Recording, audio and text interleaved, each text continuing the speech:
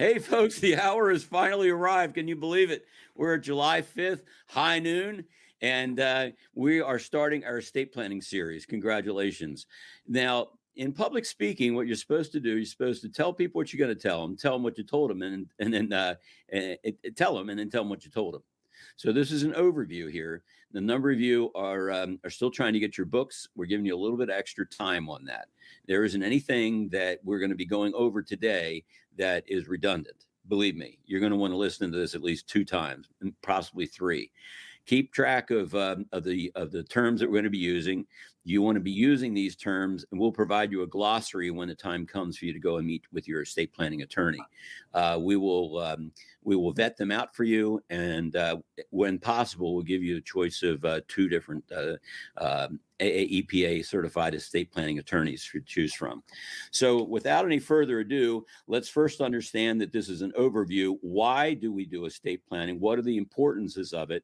And then we're also going to be welcoming Jeff Wagner. Jeff Wagner has been practicing estate planning for 37 years, 10 years longer than me. Between the two of us, we have well over half a century of estate planning experience. And I did this full time, and Jeff did it full time. So between the two of us, I don't think there's anything that is going to come up that we can't handle. I had clients flying across the country and coming down from New York, up from Florida. We did all kinds of fancy stuff, and I'm sure Jeff did as well. We're going to get into that. But anyway, Understanding Living Trust, we're going to start with the book on the next podcast series that we have. That'll start on Trust Tuesdays. And I think we have that scheduled at 6 o'clock. We have a lot going on Tuesday, meeting with the AEPA, a couple other meetings as well, virtual meetings, Zoom room, whatever they call those things. But anyway, without any further ado, let's go ahead and introduce Jeff Wagner. Jeff, I have in mind for him to be our director of estate planning. He is going to be the guy that's going to oversee all this with 37 years experience. Jeff is a Christian like me. We've had some in-depth conversations and chats. We talked about philosophies, and his philosophy matches mine, which is do the best job for the client. We don't want to be setting clients up for failure. Right, Jeff? Exactly. Really honored to be here. Ted and I have gotten to know each other. It's been fantastic. And estate planning is just a great opportunity to serve people, to help us steward the wealth that we've built, and the wealth that we want to maintain, and the wealth we want to pass on. And that really is the bullseye, the target. And we want to leave a legacy that's also not hard to manage. So our successor trustees and the folks who are going to step in when we're going on to our reward, man, Ted, Jeff, you guys, you handled it. Our kids just say you handled this so well, and so we've built our wealth, we've maintained our wealth, and we want to pass it on well. So just really honored to be here and really honored to serve. Well, Jeff, I think 37 years in the industry at the level that I've been at, you certainly earned a spot here. And welcome to our program. Welcome to our platform. Let's first talk about this. My daughter came home from school one day in 2nd grade, and she says, Daddy, everybody's going to school, and the daddy goes in and they talk about what they do for a living. Will you go in and talk about what you do for a living? Well, Lord have mercy. I go and I'm following somebody that's a pilot from Southwest Airlines, and I'm talking about estate planning. Who has an estate plan? Said, oh, I had a steak last night for dinner. He's a little 2nd grade.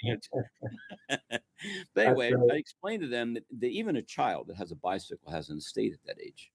So the bottom line here, folks, is you have an estate, and you have a plan for your estate, whether you've done it yourself or not.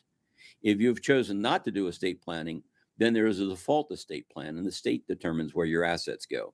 Yeah. You do not want anybody coming into your house doing an appraisal of your assets, uncovering your stack, and then that making the newspaper, because believe me, it'll floor the daylights out of people. As we have read in newspapers long past about hordes of silver being found in somebody's house. Folks, this has got to be kept confidential. This estate planning module is critical. Now that what you've done is you secured your wealth within your own being, okay, within your own purview, you must hold the real estate in a trust that will see beyond your unavailability, either through death or incapacity. Jeff, any comments before we get into this? I mean, do you agree with what we've just said? Yeah, absolutely. And it's really the ability also to keep your trust private. So the trust also, it Yeah, avoids probate. It good avoids, point. having to file an inventory and appraisal on everybody. All you have to do is go into the courthouse and pull it up. I've done probate before. And probate avoidance, privacy, and the ability to privately manage everything. I mean, once you pass away, and that is then managed by your successor trustees. They simply go to your accountant, handle that, and it keeps moving forward from generation to generation. And you get to, again, you build your wealth, you manage your wealth, and then we wisely pass it on. I mean, I'm admitted in multiple jurisdictions, and there's no there's no difference. I don't care whether you're in California, Texas, or Jersey, or Florida. I happen to be in Florida this week, and Mhm. there's no difference. It's kind of like there's no size or height or anything is anything, and the estate planning is the equalizer that we all want to preserve our wealth and wisely steward our assets to pass them on. Already, Jeff, you're making incredible contributions to our conversation here. Absolutely fantastic. Let's get into our first slide here. What is my estate? Let's bring that up and let's show people what we're talking about. Your estate is your home, real estate, bank accounts, investments, business, retirement plans, other valuables. Jeff, you want to expound on any of these? Well, yeah, and this does not exclude, obviously. There are a number of you that may have digital assets out there, but those can be transferred in as well. Hmm. And they're transferred into the trust itself. And I like the example in the bottom right where it says other valuables. You have a treasure chest there. So think of the trust document as a treasure chest to hold what it is that you have. But if you don't put the assets in the treasure chest, how can the treasure chest keep everything that's inside the treasure chest safe if it's not inside the treasure chest? Exactly. So your estate is everything that you have. Okay. Your estate might be the things that you inherited from your parents, the things you want your children to receive from you, everything that you worked your whole life for. There is nothing, in my estimation, more important than estate planning besides your health. So let's go to the next slide. Why do we do estate planning? After death, control receives who? Your assets, and when? Absolutely. So let's delve into this one a little bit, Jeff. Why is it important when a beneficiary would receive money? Yeah, so we often look at the people who are going to be the heirs of our estate, and we want to direct that. We don't want the courts direct that. We don't want it to, what they call it, it's a fancy word called escheat, to the estate, to the state. So then they get to pile through things and decide who gets what. We don't want to have that for our kids, and we don't want to have our kids go, wow, you know, Jeff and Ted, your kids you didn't manage these assets well, and now we have a mess. We want to direct when and how much to each of our heirs, and to do it responsibly, because that's who we are as testators. That's how we testators as trustors and as trustees. We get to direct things, and we get to direct it privately and according to our wishes, and no one else can step in and say, well, you failed to do this, so we're going to do it a different way. So important. Let's suppose that we have a beneficiary that's in the process of receiving governmental benefits because maybe, God forbid, they've had a serious accident. Now they're a paraplegic. What would happen if all of a sudden they inherited a whole lot of assets? What would happen to their eligibility for benefits, Jeff? Yeah, so if they were to receive that personally versus it being held in the trust, Mhm. it greatly impacts your state benefits, because they don't see it in the name of Ted or in the name of Jeff. It's being held in the name of the trust, and so when Mhm. it's held in the name of the trust, those assets are not counted as one's personal holdings because it's And held outside. And because gifts of assets, gifts, GIFTS, gifts of assets are being made to that person that is receiving governmental benefits, guess what? It doesn't impact their ability to continue to receive governmental benefits.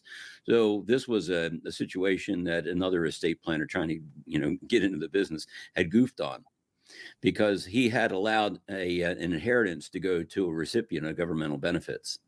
And that greatly impacted his quality of life, because he only got the worst chair that was available. He was in a wheelchair, and they have different models and different grades of chairs.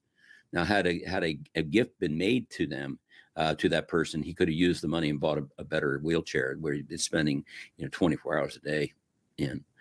These are very, very important things. Let's suppose that you're going through the throes of a divorce, and let's suppose all of a sudden a lot of money comes into your beneficiary. And is that a good thing to do? What do you think, Jeff? Well, yeah. So if you're in that setting, that becomes a very sticky wicket, because But these are things that can happen, right, Jeff? oh, absolutely. And not only can they happen, they do happen. And they happen, they can greatly impact one or the other person's estate. And generally, an inheritance is your separate property. So when it's directed to you, and there can be, if you were to commingle those monies, then you have this separate property that you inherited, that you don't want to commingle. And You that's guys why, have no idea what kind of an ace Jeff is. Honest to Pete, he is crossing the T's and dotting the I's. Listen, folks, this guy has got it down. All right. He is worth every second of you listening to him. He is he's got it down. He knows what's going on. Yep. Way to go, Jeff. I know. Here I'm 27 years. You're 37 years. I'm patting the sensei on the back, saying, "Hey, great job." You're very, very. I hope you guys go back and you listen to this again, because there's a lot of nuances that Jeff just spilled out. And either you try to blast this on your own and you miss a nuance, or you go with us and we'll make sure the nuances are there. Jeff, one more time, please. yeah. And thank you, Ted. It is, again, it's an honor to serve. It's an honor to help. We want people to steward all of the wealth that they have built, and to be able to wisely pass it on. So again, in those type of settings, your inheritances are your separate property that generally are kept separate. Now, listen, some husbands and wives, they commingle it, they put it all in together, and they move forward. But we're specifically talking about a divorce setting where you're going to want to hold your assets separately and keep them separately, particularly as they relate to who your beneficiaries would be and who your former spouse's beneficiaries would be. And you do not want to commingle those assets, and we can help with that as well. Former spouse. Interesting. So we're talking about the introduction of AB trust. We'll get into that a little bit, Jeff. Another question that I have for folks is, one other thing we need to mention. Let's suppose that your beneficiary is going through bankruptcy, and then all of a sudden a big block of money falls in their laps. What happens to that, Jeff? Yeah, so in our trusts, we have what are called spendthrift provisions, and But provisions. in the absence of that, what would happen if these Oh, folks, if they didn't, let's assume that they did not avail themselves to half a century of estate planning expertise here. What here. would happen if a beneficiary received a block of money while going through bankruptcy? Yeah, that greedy little trustee, beneficiary, the trustee of the bankruptcy had stated, come knocking. And they listen, they get paid.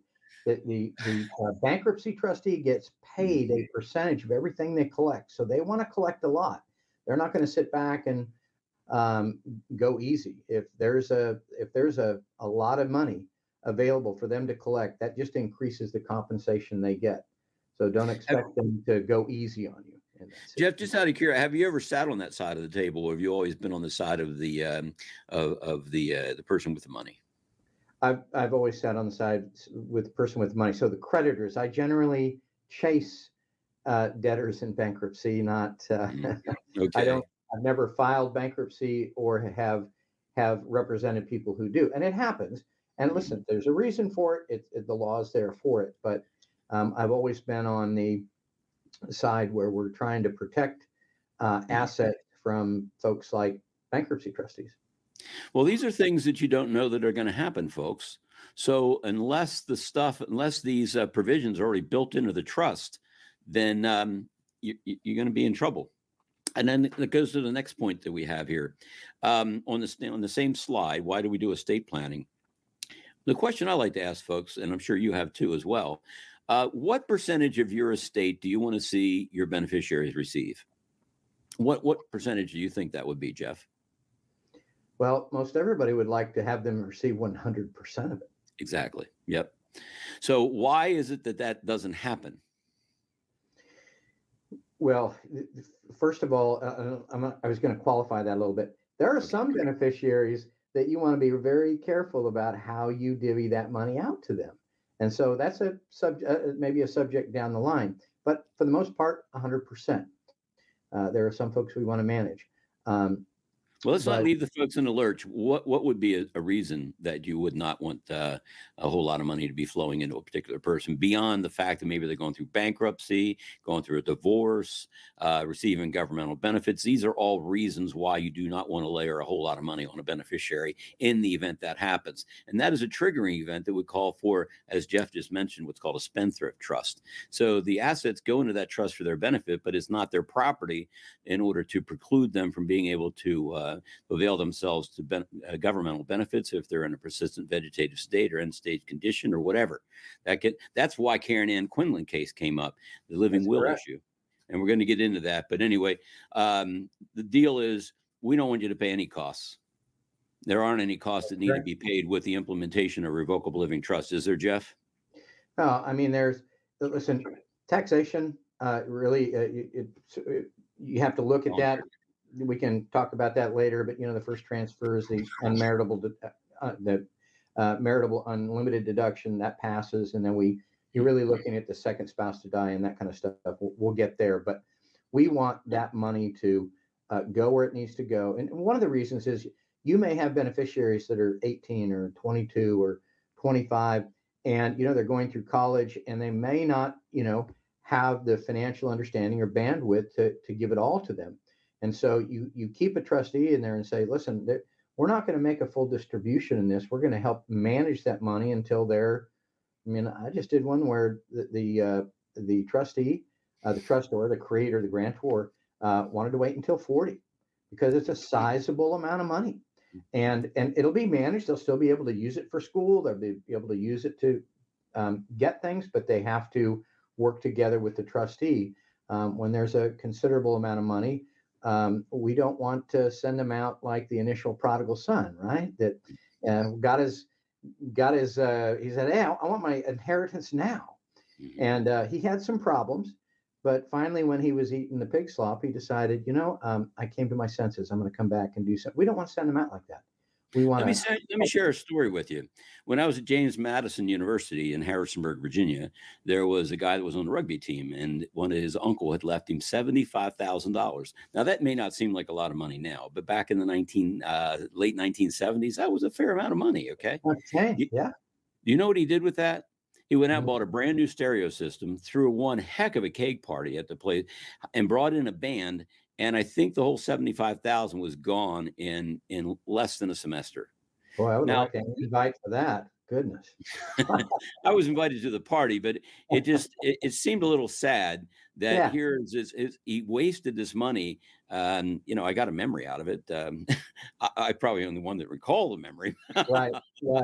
Yeah. Anyway, the bottom line is that you got to be careful with this stuff, and we are going to be going through this painstakingly. So, hopefully, folks, if you're getting hungry, grab a sandwich, grab the water or something like that, because we are not going to rush through this. This is the essence of estate planning, and I want you all to understand the reasons why. Now, some of you will say, "Okay, great, I got it. Let's just do the estate plan." That's fine. Okay, we're going to get into that, but we want you to understand what it is we're helping you to avoid. Okay. We don't want you to be led down a primrose path. Next, we want to avoid courts and maintain privacy. Why would a court get involved in this, Jeff? Yeah. So absence of trust, each superior court of every county, their job is to make sure that assets properly pass. So if you have either you die intestate, which means without a will, or you die testate with a will and not a trust. They're going to be involved. They're going to appoint an executor. They're going to make you file an inventory and appraisement, and every single thing you own gets filed with the court. Anybody can go down to the court and go, oh, okay, Jeff Wagner had all this stuff. And that can lead to a lot of things. It is a whole separate conversation, but nothing is private. And the costs, I mean, I've had probates that have run over $15,000 just in my fees, let alone court fees. And then I have to go about the process of drafting deeds to properly deed things out, that gets approved. If you're not, if your will did not grant independent administration, every decision you make, you have to have a hearing, get court approval. It can just be difficult. And so do we want to, Evan's got a question there. Do you want to? No, I got a question for you though, because the longer this takes, aren't there expenses involved in maintaining the house? Like, don't you have to keep the gas and electric on? And if, let's say you die with all those assets in your name, what kind of assets are you giving your executor to maintain the property while it goes through this year and a half? Because the average length of time for a probate administration is 18 months, right, Jeff? That's accurate. That's very accurate. And so you're looking at mortgage payments, property taxes. Where's the money going to come from? If everything's locked up because you were stupid enough to die with the assets in your, I'm sorry, folks, this is daggone dumb. Don't die with assets in your own name. You're not going to be able to take it with you. Pass it on to the people that you love, but at the right time with the right documents. You don't want to pass it on when you die, because you don't know when you're going to die. You don't know what their life situation is going to be at that time. Then somebody's going to have a transfer on death. How do you know that the person you're going to transfer this asset to is in a position to receive it at your death? Why is an unknown time frame being developed to pass assets along when you don't know what the recipient is? What is a receptacle like? Folks, come on now. You spent a lifetime earning this stuff, okay? You spent hours upon hours upon hours studying and researching. Most of you guys are spending at least 20 hours on this one channel alone. It's worth it to cross the remaining I's, dot the remaining I's and cross the remaining T's. Let's go to the next slide here. Who did not plan for incapacity? And got our next slide. Who did not plan for death? Who did not? Let's go back. We got one out of order here. Who did not plan for incapacity is the slide that I have. We'll go. Who did not plan for death? This is the one I have here. Okay. All right. Let's go into the next one here. Let's see. So let's go into the next one. Who needs estate planning? Sorry, folks, we got our slides a little out of order here. It shows that we're human. Who needs estate planning? That's the order that I got. Which slide do you have? Because we'll go with yours. What slide do you have after? What do you do? Okay, all right, there we go. Who did not plan for incapacity? You know, this is a tough thing that happens because people will come into the office and they say, well, Ted, if I die, this is what I want to have happen. And I try to make light of it. I hand them a box of clean. I said, well, if you die, you know, I got bad news for you. Everybody coming into this office is going to die. But something that could happen that's even, I think, worse than death is becoming incapacitated prior to passing. Jeff, why don't you share with us some of your real life examples and why is this so important?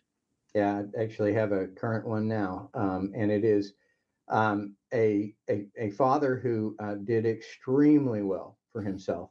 Now is in the mid stages of dementia. So, and he doesn't have the ability to make proper decisions, just doesn't. Mm-hmm. And now they don't have a trust. We had to file for, in some states it's guardianship, in other states it's conservatorship, another cost, so that they can step in and take care of that. Now with the estate plans, we'll put what kind of time frames involved in that? Let's suppose this person is having some major issues going on. Is there something called an expedited probate? Is an expedited guardianship hearing? I mean, is this an extra cost? I mean, let's suppose that something serious is going. The roof is leaking. You know, what are we going to? Or the pipes burst. What do we do, Jeff? Well, you could seek expedited, but most of the time you have more than just you involved. Maybe another a potential heir doesn't like that. They can step in and make a mess of it. No, I want to be the conservator. I want to be the guardian. I. And you know what? There's no I in team. And hopefully a family will get together and do that. And when you put together a trust, you have a team. And you have a team that understands, and those people are empowered to do this, not not all the others that might want to step in where there's where there's no trust estate, but now we're all standing in front of the judge, waving our arms, saying I.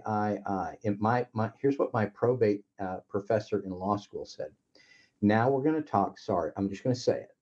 We're going to talk about the money grubbing beneficiaries, and they sort of show up in the hearing and muck it all up. And we're just trying to properly manage it. We're trying to properly preserve the estate, preserve probably real property is going to be a big portion of that. Very possibly, financial accounts, very possibly our stack.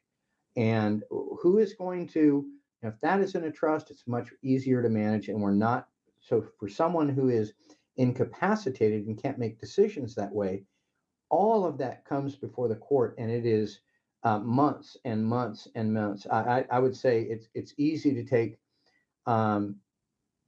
6 months to get all that done, where you're now making the decision. All of a sudden, you're trying to manage these assets and trying to manage the decision-making process for them. One other example, my late brother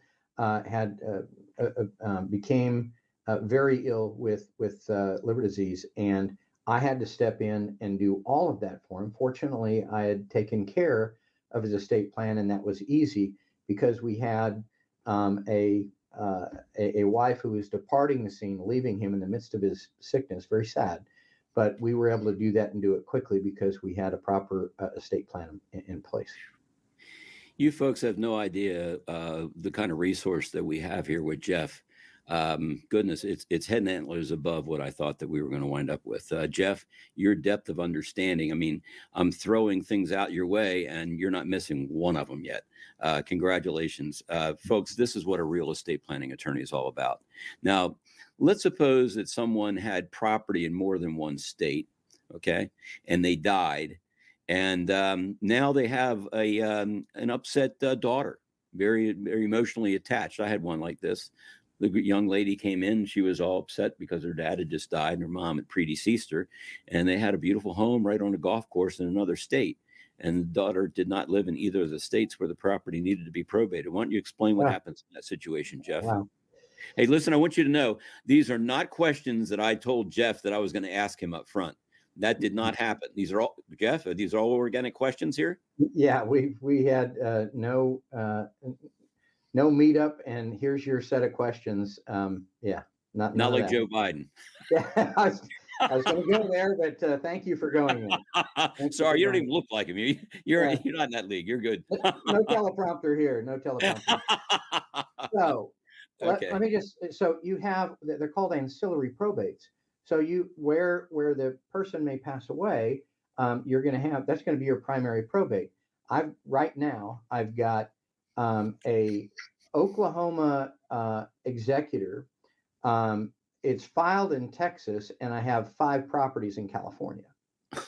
And so I've had to open up, and I'm trying to get them all consolidated, but there's 5 pieces of property in California, and I'm going to try to consolidate them in one. And all those pieces of property are owned in the person's name? Yes.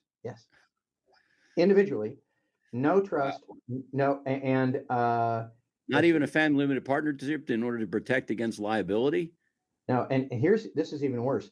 He had a trust and he failed to properly transfer the assets into the trust, so they remained in his personal name and outside of the trust. So with a trust, it's very important that the trust is just a box, right? You create the box with the document, and we'll get to this, but without funding the trust, right? Putting everything into the trust by deeding things into the trust, by transferring with proper legal documentation, you could show up at my office, and this has happened before. Here, my father passed away. Here's his trust. Okay, let's go.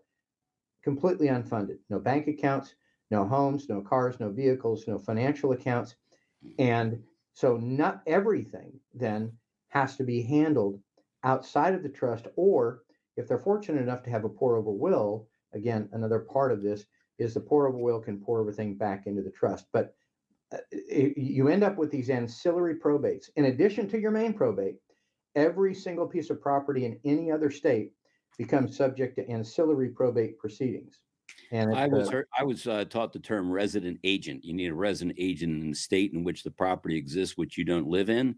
And this one gal, they told her it would be about 18 months to get it probated, and to start out, they need a retainer check for $15,000.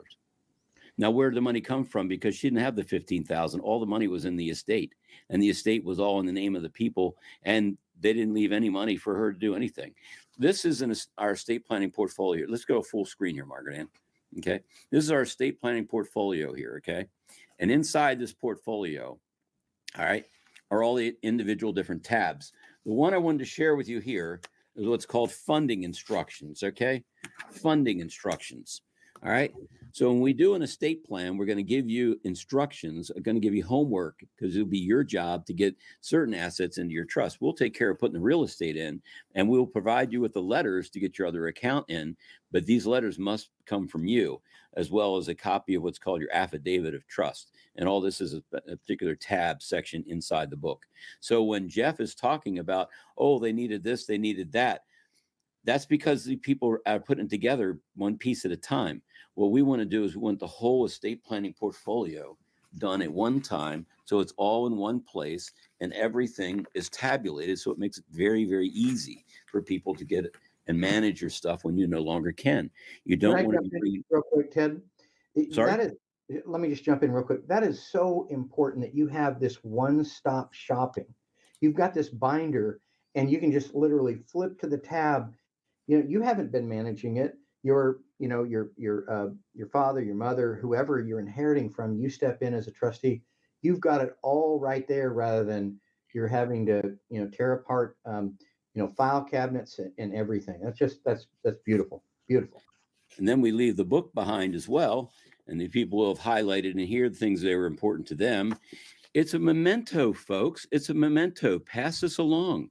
And then the estate planning letter. We don't want this stuff written inside of a legal document for anybody to see. No, where your stash is, how much you got, all that kind of jazz goes in as what's called an estate planning letter, goes in an envelope. The envelope is sealed. And what I did, I dripped red wax over top of the seal and took my signet ring and pushed it down in there. That thing is sealed until something happens to Margaret Ann and I.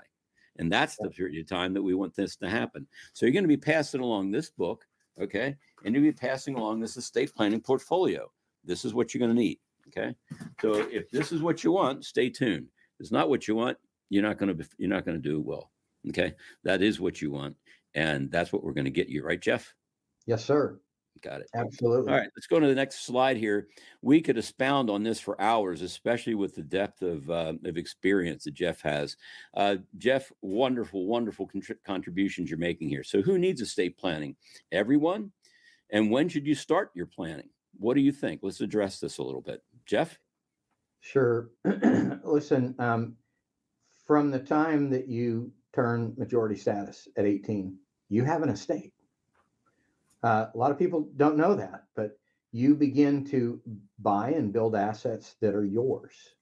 And at 18 years and 1 day, you are in that process. So everybody from that point forward needs to be thinking about that. Listen, was I thinking about that at 18?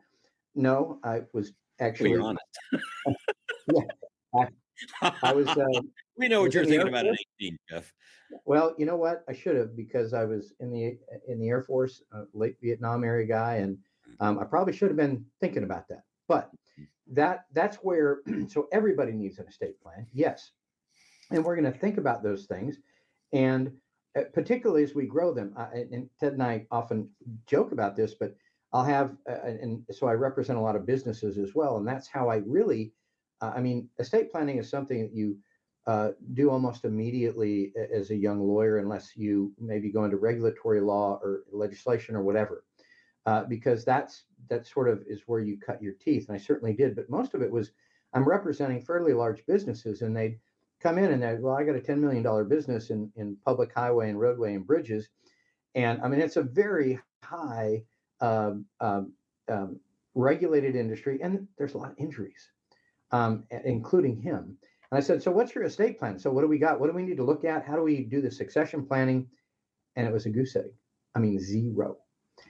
And that happens. And so anywhere from 18 to where you are right now, maybe you're going, oh, Jeff, you're talking about me. That's okay. Because guess what? You're here. You're here now. And we're going to help you get through that. And we're going to make this happen for you. So everybody needs an estate plan.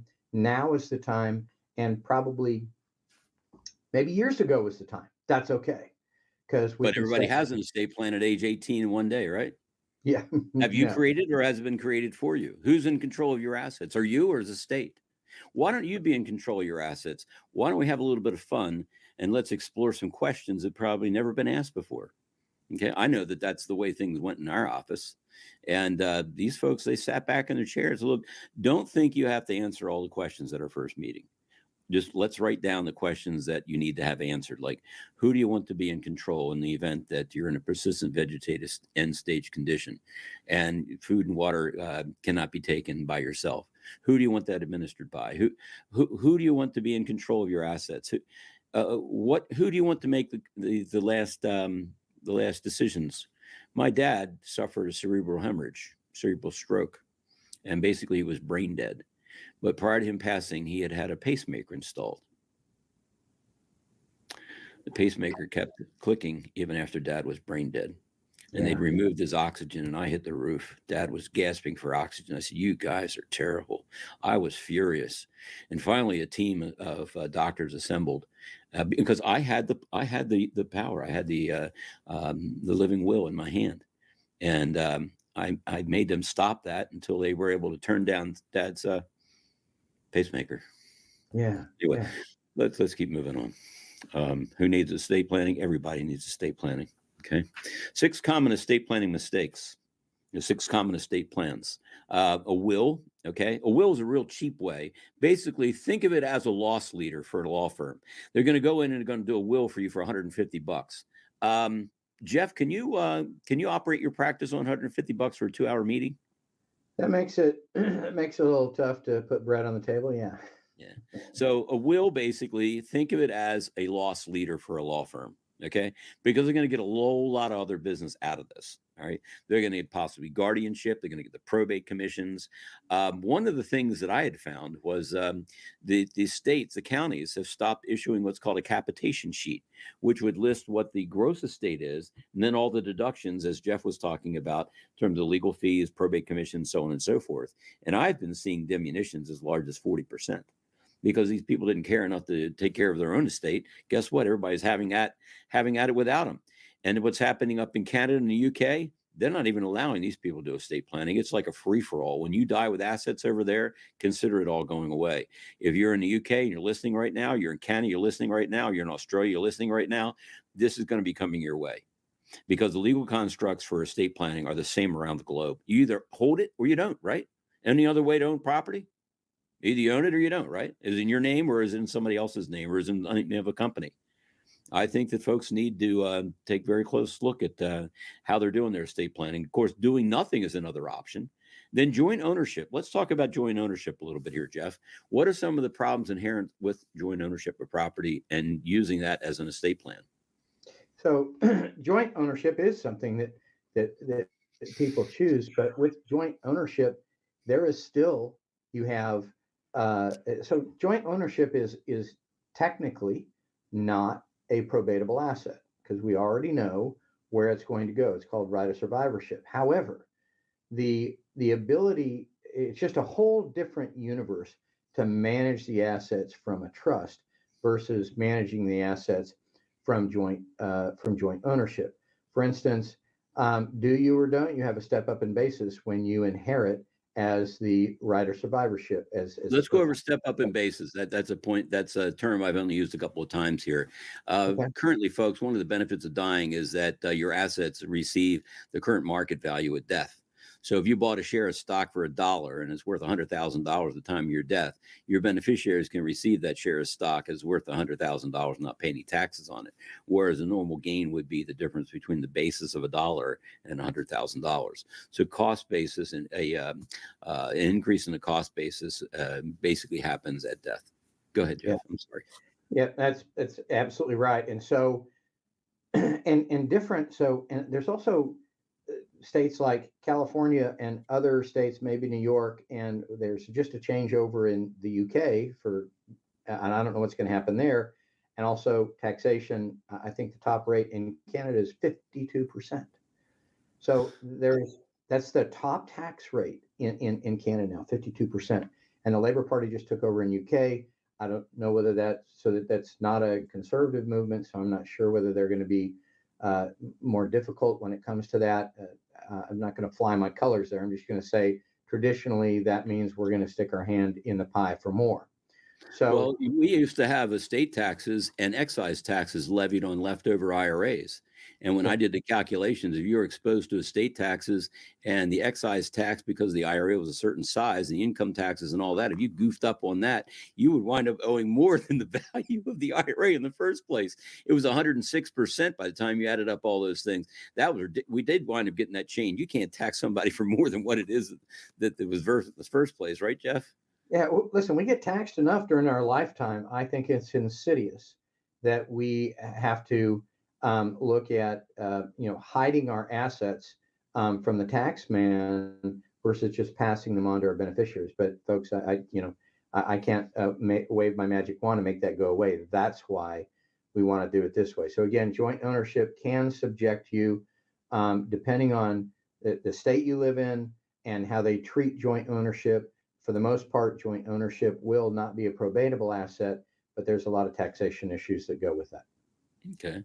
Next common estate planning mistakes or common ways of dealing with estate planning is giving away assets. Let's talk a little bit about that.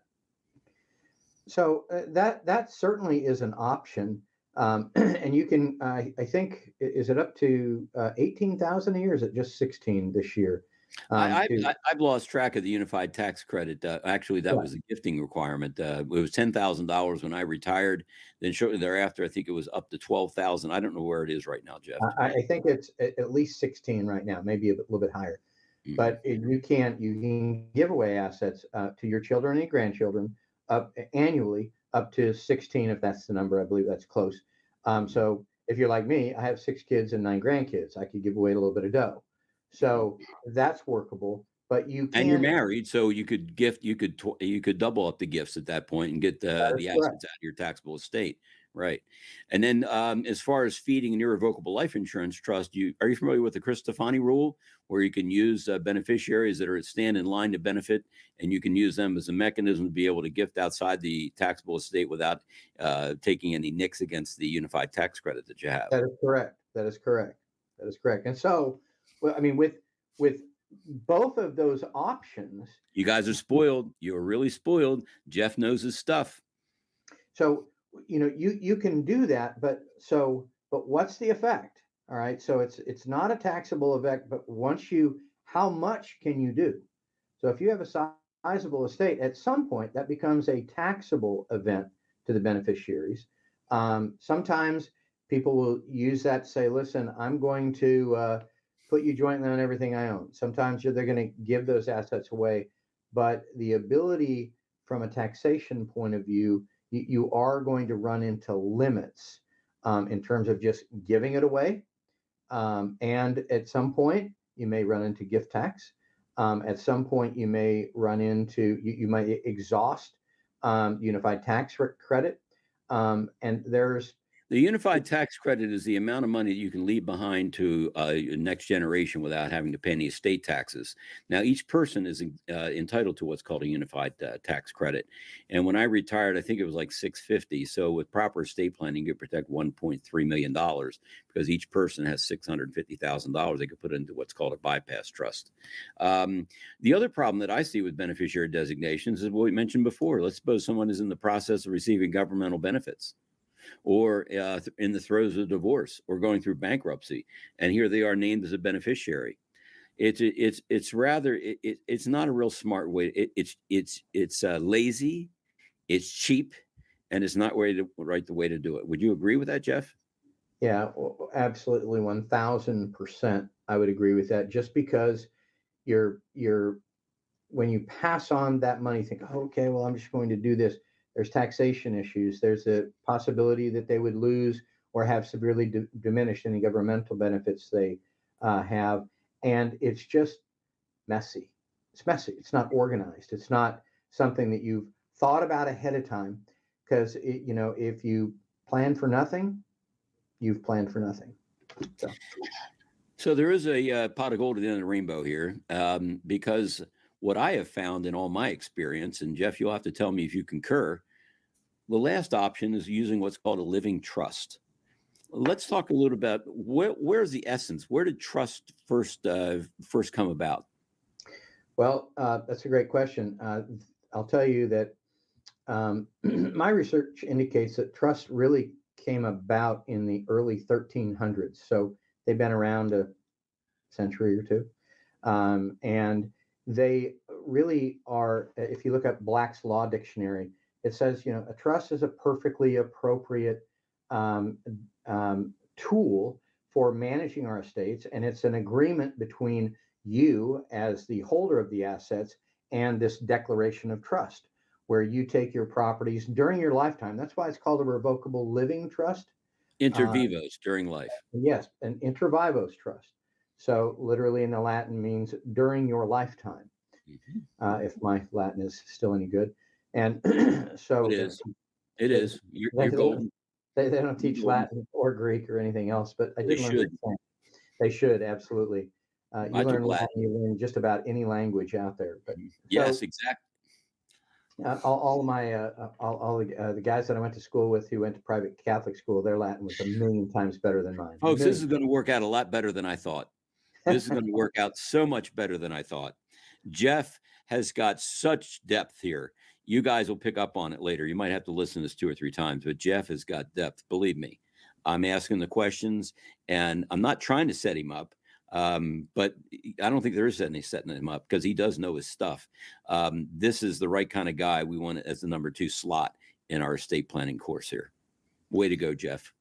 Thanks so much. And so, but why do we do it? Why do we call it in inter vivos during your lifetime? Because you want to do it during your lifetime.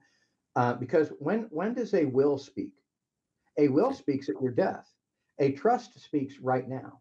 So you're able to direct, set up your trustees, set up your beneficiaries, get your assets transferred into the trust during your lifetime, while you're paying attention, while you're directing it, while you're preserving, gaining, and placing the assets into trust so that you can manage them. That's why we do it during our lifetime. Wouldn't you like to do that? That'd be the best way to do it. Absolutely. Who wouldn't? Who wouldn't? Let's talk about losing control with a will. That's our next slide up here, Margaret Ann. Very good, Jeff. Are you guys enjoying Jeff giving these explanations as opposed to me? Because Jeff is doing every bit of the job that I would be doing. So if you have a comment on that, I like hearing Jeff speak, because he's going to be handling this. He's going to be the guy that's going to make sure that you get what it is you need. Okay. And no legalese, because he has more experience than any of these people you're going to see running into. Because most of the people that belong to AEPA, they're sort of just getting started. They know what they need to know as far as estate planning is concerned. But to have somebody like Jeff overseeing all this stuff, that's the place you want to be. So, Jeff, a will allows you to express your wishes, but it only controls those assets that are in your name, right? And it's enforced by a probate court. And the probate court gets a percentage of the gross value of your estate. In the state of Maryland, and they're doing a pretty good job of hiding this, in the state of Maryland, probate commissions, you get paid a commission, okay, for changing the title from you that died to somebody that's alive. But it's on the gross value, not on the net value. So if you have any loans outstanding on your house, those probate commissions are levied on the gross value. Very, very bad thing, because we had an older Italian couple come in, and his plan was he had bought a chunk of property in Owings Mills, Maryland. And what his plan was, he was going to build 2 houses and build the third and keep it. So he built 2 houses and keep the third one. And so his plan was he had built all the houses that he owned in one block. So he wanted to walk around the block once a month and collect his rent checks. Well, lo and behold, the guy passed on and left it all to his wife, Ada. Interesting name, huh? Tells you the sort of generation that we're speaking to. Okay. So Ada comes in, and now she's worth a whole enchilada because he threw away his unified tax credit at that point in time. It was just $600,000. So even with all the estate planning we could do, we weren't able to get it out. But guess what we were able to do? We set up an irrevocable life insurance trust, and we used the grandchildren as vessels to be able to get cash, because one of the daughters was managing the rental incomes. So we took all the rental income, net rental income, and plowed it into an irrevocable life insurance trust. They kicked out $1.8 million. And I think the premium was like $120,000 a year. But lo and behold, she only paid 2 premiums, and then the net amount was paid into the trust, completely income tax-free, estate tax-free, and income tax-free. And that was able to use to satisfy the estate tax requirement, so all the houses could stay inside the estate.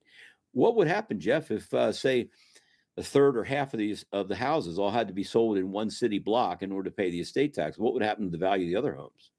And here's why so. First of all, that was a home run on the irrevocable trust. But Thank you. This is literally what we call having to sell the farm post death. This is what happens, and there's no ability. I shouldn't say no ability. There is an ability if you do the proper thing. But you have all these assets out there that are subject to probate proceedings now. And if they need to be, particularly if they're, because you had the slide up said, what if they're not in your name? Is that right? Is that what yeah. Mm-hmm. And so maybe they're held in a corporate name, but he owns 100% of the corporation. Maybe they're held in a limited partnership, and he's a 25% holder as a limited partner in a limited partnership in a different state. You had to throw that one in there in a different state. Love it. Yeah. So I'm thinking large retainer at this point, and only because it's a lot of work, not because I'm, thinking, ching ching with a cash register, but I know what kind of work is involved there. And of course, this is exactly what a bereaved beneficiary is going to want to hear, that they're going to need to come out of pocket like 25 grand as a retainer simply for legal services so they can get what their father wanted them to have in the first place. So they're going to say, gee, thanks, Grandpa Ted. Thanks, Grandpa Jeff. Actually, they call me Poppy. But you know what? It's not going to be a happy time. And so that's why we do this inter vivos during our lifetime. Let's be thoughtful. Let's pay attention. In the same way I'll look at a business client and say, hey, let's pretend we're in this to make some money. Let's not, and if we're going to do pro bono work, let's do it intentionally. If we're going to do free work, let's do it intentionally. But if we're going to do our estate plan, let's do it with intention, with thoughtfulness, and with a view toward making it be a seamless transaction from what we've done. And by the way, sit down with your kids, with your trustees, whoever they are, and go, here's my estate plan. Here's how it's going to go. Leave them with a letter of instructions. As Ted said, you can put the seal on it, but sit down with them well in advance. Say, here's what I think you should do. Here's what would be wise. At the end of the day, they're going to make that call. It's family wealth. It's family wealth. Yeah. And frankly, choose your trustees wisely. Beneficiaries are going to be beneficiaries. And by the way, not all your kids have to be beneficiaries. Not trying to be mean, but maybe there's going to be some kids that aren't going to be beneficiaries, and you want to have a trustee that can stand tall if that happens. And you decide, it's called a pre-termitted heir. We're going to not have them be a part of the estate, and you want to have that done well. But you want to have a trustee who's going to stand tall and execute on the wishes you have for your trust, for your estate plan. One other thing we did have situations where people would want to leave assets to someone who was not a lineal descendant, meaning it wasn't their mother or father, wasn't their children, mothers and brothers. So what we did was we apportioned a piece of a life insurance policy, because life insurance death benefit proceeds are not hit with inheritance taxes. See, in the state of Maryland, if you want to leave money to a non-lineal descendant, there's what's called a 10% marital inheritance tax. but is not levied against insurance proceeds. These little things here, I mean, you want to leave somebody $100,000 or whatever, that saved you $10,000 right there. Yeah, Folks, and wow. not only that, but you also the insurance proceeds are not a probatable asset. Even better. Way to go. Wow, Jeff. There's no question about your pedigree here at all. Folks, are you picking up on this? This is the guy you want in your corner. He's the guy that can do battle with whoever it is that's going to try to mess you up, or he'll be one of the ones to help you along with me to make sure you go into these meetings with the glossary of terms so that you get done what the correct job is. So that once we're finished with the estate planning, this isn't going to be ad infinitum. Okay, we're going to go through this, then we're going to move on. We're going to move on to self-actualization. We want to talk about what it is you want to do with the rest of your life. Now that you got all the BS behind you and you made your money safe and solid, you hold in the coin of the realm. Okay, you learn what that is back from the 1400s. Now you learn what a trust is from the 1300s. And Jeff's exactly right. It was mainly issued to seafarers because they go out on a long voyage or whatever. They know they're going to come back. They came back, they want their assets back, right? But if they don't come back, or who's going to manage the assets in their stead and while they're gone? Folks, this is a lot better than, as a matter of fact, we're only less than a third of the way through the stack of slides here right now. But I would rather go over each individual slide in detail because this is the reason you need to do estate planning. So what is probate? And let's describe what the legal process is. The will validated, the debts are paid, assets distributed as in a will, and it's the only legal way to change title after you're dead. So why wait till you pass? Let's talk about this a little bit, Jeff. What is the legal process? Where did it come from? And why is there probate commissions? And why does this overseen by a court? Yeah. So again, each state wants to ensure that the property of its citizens are properly distributed, and whether that's through a intestate estate or through a will. But that's what a probate does. If you don't have a will, don't have a trust, you're going to probate your assets. And so the process is you meet with the heirs and pick an heir who would otherwise be either named in the will as a executor or administrator, and you send them out, and they have to gather up all the assets. And sometimes they're clueless. They can figure out, oh, my dad and mom lived here. Maybe I knew where a safe was, but I can't open a safe. There's all the assets that are out there. They have to gather up, and then we put together what's called an application or a petition for probate, and we file that, and we ask the court to appoint the person to be the administrator or executor, and they go through a bunch of oaths, and you're issued letters of administration that are literally the power for you to go forward and open up an estate bank account and begin to gather and sequester and hold on to all the assets and preserve them for the benefit of the heirs. It's a lot of responsibility. There's court fees, there's costs, there's attorney's fees. All of that goes into that. Then you begin the process of notifying any creditors. Most of the time, that's a 4 to 6 month process where you have to send out notice to creditors, and they go out to the creditors, and anybody who has a claim, they can file a claim. Then you Isn't this what happened to Bill Cosby? Some creditors came out of the woodwork saying that he had sired some children with them or something. It's an invitation, folks, to invite people to take shots at your estate. It's not what we want to have happen. Hey, Charlie died. You think you got an interest in this? We don't want that to happen. That's the last thing you want to do. If you have thought enough to stack, think enough to get the house that's holding your stack into a revocable living trust. Because, Jeff, your name doesn't appear in this trust document, does it? No. No. My name doesn't appear in the trust document, does it? Nope. No. Whose name appears in the trust document? Well, the name, so the name of the trust, okay? And I traditionally recommend that you don't use your surname in your trust. Absolutely not.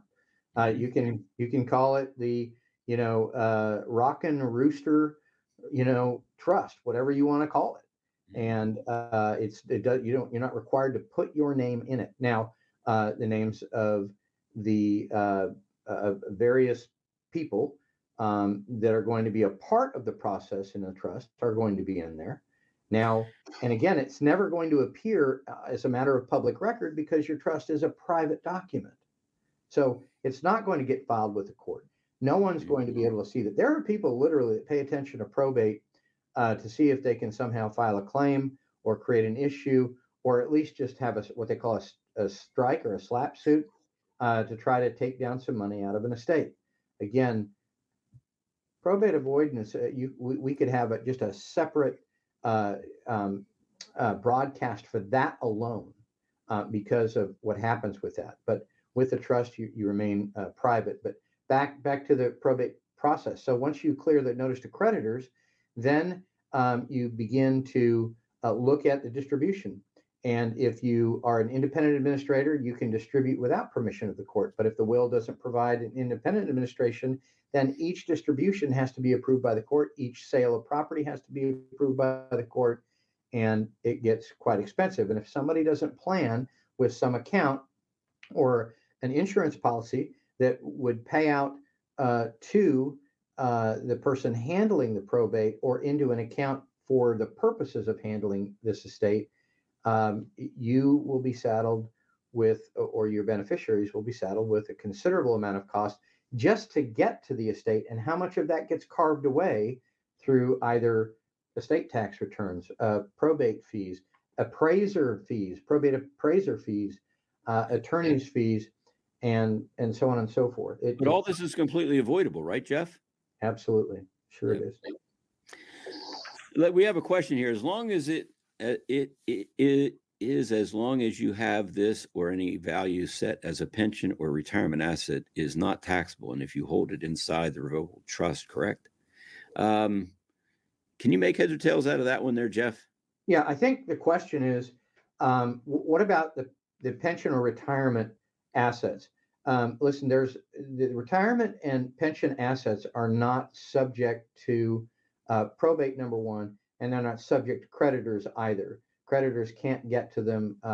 Unless there's some fraud, but they can't get to them. So they can stay right where they're at, and they're not subject to probate anyway. This guy's on your side, Go. You picking up on this? Jeff is on your side. He's on our side. He belongs on our team. And most of the people that have, thank you, Ted, most of the people that have these assets, if you were to go to the people who are managing your retirement or pension funds, they're going to tell you, yeah, you can't transfer it into trust because that will trigger a transfer and possibly a taxation issue. It really doesn't. That's okay, because they're not subject to probate anyway. They're going to issue at the appropriate time according to that document. It's just kind of like being the beneficiary of an insurance policy. Insurance policies are not subject to probate because we already have a document telling us what's going to be done with it. Great question, by the way. Thanks for asking. What are some of the drawbacks to probate? I mean, are there any positives to probate? Well, why would you want to intentionally go through probate? Well, why would you intentionally beat your hand with a hammer? Okay. So you see, like, why? Well, you have the option not to. And listen, a lot of people go, well, okay, well, Jeff, you're going to charge us a little more than $150 now for a will, Ted. So I'll just kind of hit you with that. But, you can probably, on the loss leader stuff. And here's a box of Kleenex because you're not going to live forever either. Yeah, here you go. So maybe a joint will for a husband and wife is more like $750, I would say. But and because inflation, I would never just draft the will. There would be other things, powers of attorney and things that I would include in that. I think it would be irresponsible not to. So it's not just for a simple will. So, but they wouldn't be getting anything like this, would they? Absolutely not. Absolutely not. Not as pretty as that. That's for doggone sure. Now, but a trust, you're going to start in this range of, well, I'm going to just say probably twice that amount. It just depends on what you're looking at. And I don't want to sort of corner any particular attorney, but I think you're going to be closer to between $1,750 and $2,500 for a trust, because you're also going to be looking at all the documents. It's not just the document itself. Once you draft the document and authenticate it, sign it, notarize it, you've just put the box together. It's a cardboard box with nothing in it. You got to draft the deed and put the real estate in it, right? Absolutely. Your What are they financial, charging to put a deed into real estate? I mean, a real estate deed into a trust nowadays, Jeff? you can get attorneys to draft them, especially if you have it. It's very simple and it's not complex. I don't know, 250, $300. That's about right. That's about Yeah. right. I mean, and there could, listen, I have a sophisticated deed right now that it's a single deed with four different properties, four different real property descriptions, and a bunch of easements. It's going to be a lot more than that. So I'm just giving you the low end of that. I just did a trust estate that was about $5,200 because it had limited family partnerships. It had a bunch of farming equipment. It had a number of different accounts. And we just want to do it right. It's not like running up your bill. It's like, let's get everything into your trust estate so that it accomplishes what we're doing. Let's pretend for a minute that we're trying to do it right. We're trying to do it accurately. I have had clients show up, as I said, with a booklet only, no transfer documents. And they got it from some outfit that said, well, for $695, I'll create you a trust. And then they do never do the transfer. And you might as well, it's a hard time because the We had a beneficiary. whole team that would do the post funding follow up to make sure that all the assets were put in. We actually drafted the letters for each one of the different accounts and gave the letters pre-populated along with the address and everything. We asked for statements and we put all that in. We drafted the letter for them. From them, they sent it in, and I think we even gave them the envelopes. So we didn't give them the stamps, but we gave them the envelopes. That all you need to do is sign it, lick it, put it in the mail, and you're done with it. And then what we did was we kept a copy of all this stuff, and we'd follow up about 30 days later to make sure the stuff got done. But Follow up, follow up, follow up. they don't typically do this. But we were on our people. But see, in 27 years, I never had one problem. Not one, because we put in the interorum clause. Basically, it says if anyone chooses to challenge the terms of your trust, are automatically disinherited. Let's go to this next question. You're single, no children, two siblings, one niece and nephew. Simpler setup, no real estate, only stack, bank accounts, and crypto. Goodness. Well, you obviously want your wealth to go somewhere, right? And two siblings. Is anyone outside of the beneficiary designations that would not entitle a 10% Maryland inheritance tax? Jeff, what are your thoughts on this? Yeah, so it is a simpler setup. So short answer to your question, yeah, that is simpler. We're not transferring assets in. You're going to have basically a transfer bill of sale to transfer your stack in. You're going to direct your financial institutions to now hold the accounts in the name of the trust. You'll change the name. You may change the name of the signer on the account. I don't know, but certainly the holder will be the name of the trust. And then your crypto, that's gets more exciting depending on what kind of a wallet you hold. Most wallet entities are familiar with how to do this transfer. Um, XRP, uh, actual crypto, Bitcoin, any of the others. They're pretty. They've become well acquainted with how to respond to estate planning transfers. I haven't had a whole lot of problems other than with one platform. I said, well, if you're going to make that transfer into your estate, into your trust, and that's going to be a taxable event. Well, listen, I think that's akin to under it's called the Germain St. Garn Act. When you transfer real property into your trust, and this was a Reagan era law, it says that is not a transfer that will trigger a due on sale clause, right? Most of the time when you transfer your real property, you would have, number one, maybe that would trigger your mortgage on a due on sale clause. Number two, it could trigger transfer tax and possibly a reassessment. But under this Germain St. Garn Act, they're prohibited from doing that. And in most states, there is a provision in their tax and revenue code for each state that says if you're transferring from yourself to yourself as the trustee of the trust, it's not an arm's length transaction where you should be generating any kind of taxation or any kind of tax, any kind of transfer tax or any kind of reassessment. And that's on a state-to-state basis, and we'll have to deal with that. But there was a little bit of a bunny trail with, what about, the wallets? Sometimes the wallet, people who hold your crypto is held in a wallet, and we're quick to inform them this is an estate planning from the person as the person to the person as a trustee. It's not an active, arm's length third-party transaction and is not subject to taxation on transfer. Mm-hmm. Oh, another reason to use trust-based estate planning. Folks, if you're listening to us from Australia, Canada, or the UK, these are legal constructs that are the same around the globe. So by participating in our program here, getting the book and following along, you're learning how estate planning actually should be done, because there's only two ways you hold property: either in your name or not in your name. So if you don't hold it in your name, you hold it into a revocable living trust. It's basically an extension of yourself. It is not a taxable event, just as Jeff finished saying. Yep, we are so on board with all this stuff. Can you put U.S. patents in the trust, Jeff? Yeah. Now we're getting some sophisticated questions here. That's pretty good. The smart people are coming out from underneath their mushrooms. Yeah, there you go. There you go. Welcome, guys. Yeah, let's have some truffles. All right. So with with the patents, so patents are taken out most often either in the name of the corporation with one person owning them.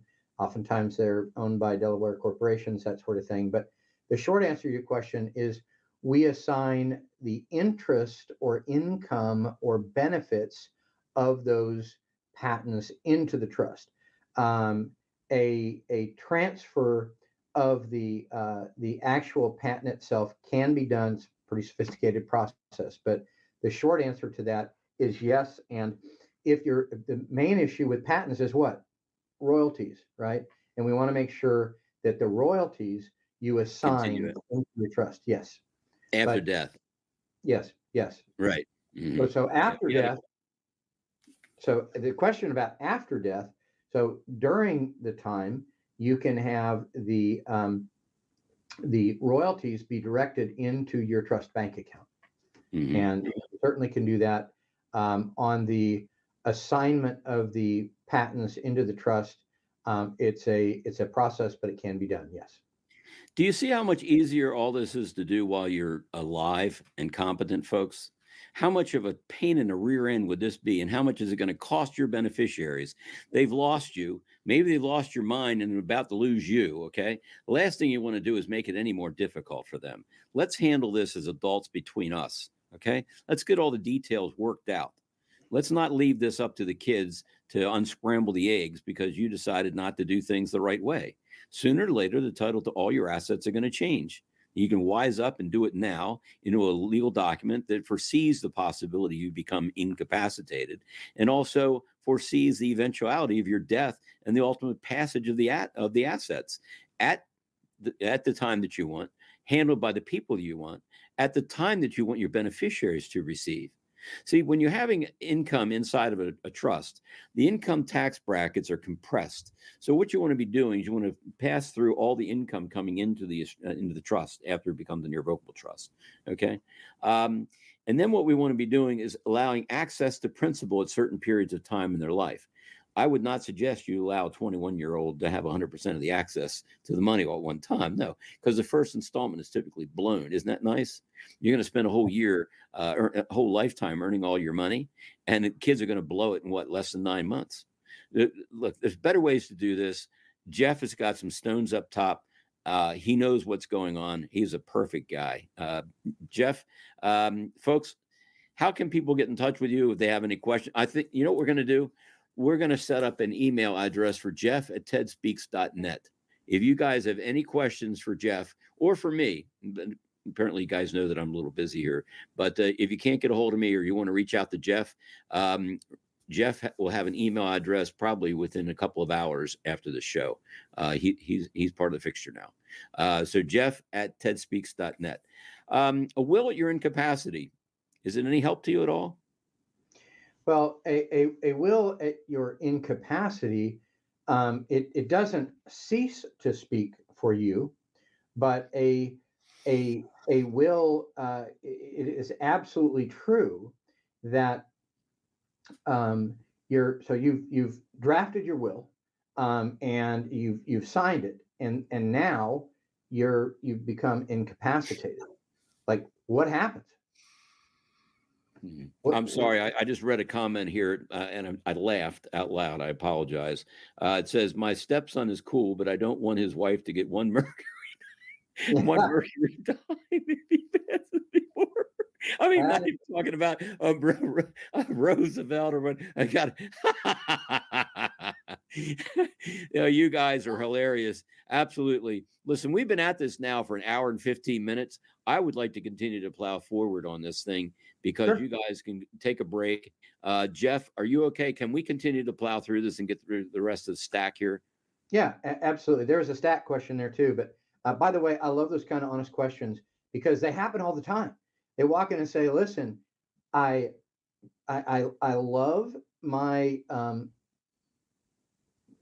ex-in-law, but I want everything to go through my son or through my daughter, and I'm going. This is how you do it. This is how you direct it."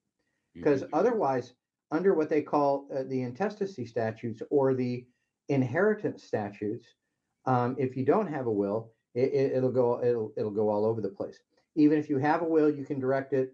But one of the sort of back to the issues of incapacity now, because the question was, what happens if I become incapacitated?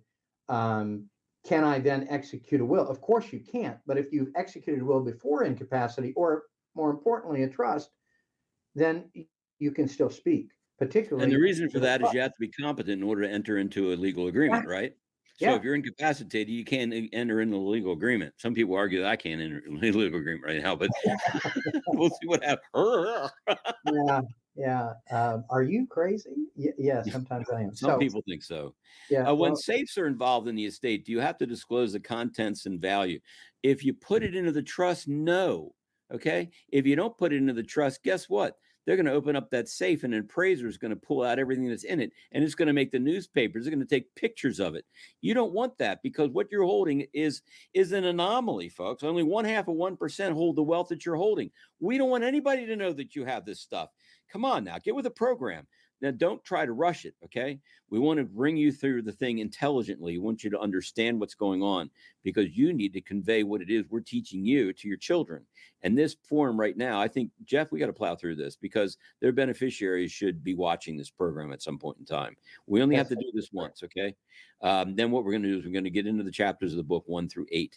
And no, we're not going to have to wait a week for each chapter. I'm thinking maybe knock out 2 chapters a week so we can be in this thing in 1 month. Be out of estate planning. We'll be into self-actualization. We'll be in the travel channel and what makes your bucket list so much fun and that kind of thing. But we got to get the bad stuff out of the way first. Sorry. can I address that question real quick, Ted, on the Okay. safe? You could do something like have a document that, like a bill of sale, that says everything in my safe, whether tangible or intangible, whatever it is, it's in my safe, is now effectively transferred into the trust. And then you can say, including but not limited to all those things attached to the spreadsheet. So you can say, yes, everything in the trust, but you can also add to that the spreadsheet and say, this is not an exhaustive spreadsheet. It may get updated one time or another. I've done that. People have this monstrous safe, and I have those too. What are your thoughts about putting this inside the estate planning letter so that it stays out of any kind of public document or anything? The trust document is not a public document, but on occasion, like a bank or a stock brokerage firm may want to see your trust if you're going to be putting assets into it. But hopefully, we're done with the stockbrokers and all that kind of stuff. You don't have a QSIP number Yeah. on the stock in the first place. Well, that's why we have a certification of trust or an affidavit of trust. If they want to see something, you don't have to take the full body of your trust in. You take guys the are so spoiled. You don't even know how spoiled you are. Jesus, it's great. you take the certification of trust and you say, here, this is my certified notarized statement that my trust exists. Here are the powers, and they don't have to see your whole private estate plan in your trust. And listen, if your bank says we want the whole thing, then you go down the street and say, you know what? I will put my $500,000 in another bank account, My estate plan is private. It's in a trust, and I'm not giving it to you. So, That's yes, right. the short answer to that question is we can do that. There's documents, but again, even if we showed them something, even if we showed them the trust document itself, that is a transfer document. You wouldn't take in your booklet and say, "Here it all is." Right. I give clients a certification of trust or an affidavit of trust, same thing. And Yep. this is all you need to know. I have these powers because all a bank needs to know is you have the power to bank, the power to create bank accounts, and the power to make decisions with regard to the trust. Go ahead. But see, a Go ahead. lot of times the bank's back office, their lawyers will want a copy of the complete trust. And I think the reason for that is they want to know who's in the trust so they know where to go hunting when you die. We Yeah, don't want that to happen. All this stuff is to remain private. We got a question here from Hawthorne Rose 43. You want to read that one, Jeff? sure. So, a 74-year-old widow, two stepchildren estranged from their father and wouldn't visit him before he died. They will contest whatever the trust says. Good luck with that Where with the do I insurance find it? clause. Yeah, right, exactly. So that's number one. But where do I find a strong trustee? So actually, two great questions. One is in the trust document itself, is they step up and attempt to contest in any way. Now, again, that there are ways that they can try to contest to say, they were out of their mind or whatever. That's not what we're talking about. We're talking about somebody they're just going to contest to try to get something. Well, they're going to become a pre-termitted heir. Okay. If when you meet, you say, we do not want them involved. And so it has to be an intentional omission to the estate, number one. So you intentionally omit them. Secondly, you're going to have a clause in there that says, even if we intentionally omit them, they're not going to get anything. And if they do, they don't get anything. And then third, yes, you should always have a strong trustee. Understanding that a trustee is going to be making financial decisions about the wealth you built and about the wealth you want to maintain and about the wealth you want to pass on. So always look for a trustee that is bright and smart and has the ability to stand tall. I have I have 6 very strong personalities for kids, and they're all very bright. But I can't have all 6 of them, and so they have the ability to do that. Now I've chosen a number of them, and they'll be successors, but they can stand tall. They've been taught to stand tall. If you can't stand tall in our family of 8, actually my 6 kids, they call them the wolf pack, because if you mess with one, you get them all. Mhm. So that's the kind that you want. And so it's a great question, Hawthorne Rose. Thanks for asking that question. It's a great question. So it will, at an incapacity, a will is of no use because a will only comes into place when you've died, right? Right. Okay. And you're starting to see, getting a real good idea. I want to continue plowing through this because, folks, we're going through the pain right now of what you're going to go through if you decide to keep the assets in your own name. So I noticed that the number of people who are watching is coming down, but I don't really care about that at this point. This is a very, very important conversation. And I don't know when, I don't want to pick up where we left off. Court at your incapacity. Court appoints your guardian, oversees your care, and find. Do you want a court to appoint your guardian? And who's that? Who's going to? What? What objectives does the guardian have? Is the objectives of the court your objective? The objectives of your loved ones? I mean, why wouldn't you want this to be handled by people you want, Jeff? Yeah. So, absent somebody who would step forward and say, I'll act, and hope the courts will always look for a family member or someone, and they'll look for somebody good, but why are we going to leave that to somebody else? I've heard it said, I've had conversations, believe it or not. Listen, I'm doing all this estate planning for, my kids, let them pay for it. Listen, that's what's going to happen. Your estate is going to be paying all the wealth that you've built and maintained that you desire to pass on. The bounty of your estate is going to be eaten up in court costs and attorney's fees and other people making decisions that you can make now. In the same way that you would never hand over the keys. I never handed the keys to my Corvette to my kids because that is an asset that I want to protect. And it's like handing over the valuable things that you've built. It makes no sense to do that. And that's what will happen at incapacity, or even if you die without a will. So. Mm-hmm. And then what about the quality of the care that the guardian would implement from the court's perspective? Could the guardian decide, well, let's make the care minimum, or let's make the guy as comfortable as possible? I mean, who makes those types of decisions, Jeff? Not you. Not you. And are they held to a standard? Yes, there are some. Listen, state laws are intended to keep the baseline of conduct accurate. That's why it says, don't kill, don't steal, don't do this, don't do that. So the standards are very low. Why wouldn't we want to say, listen, we're going to do it this way? We don't want the court or a guardian who may be there to collect a check for being a guardian. Isn't And that nice? it may not be in your best interest to have somebody who is collecting a check. Some really bad stories out there about people, even after the person passes away, they don't disclose the person has passed away, continue to collect the check for decades. Pretty scary stuff. Not real good. Let's go on to the next one. Will and minor children. Court appoints a guardian. Who do you want to handle the minor children? These could be your grandchildren. Let's suppose that you have a child, okay? And that child has children, and that child predeceases you, and you've listed the names of your children as equal beneficiaries. And what happens if your child that is the mother or the father of your grandchildren predeceases you? What happens to their share, Jeff?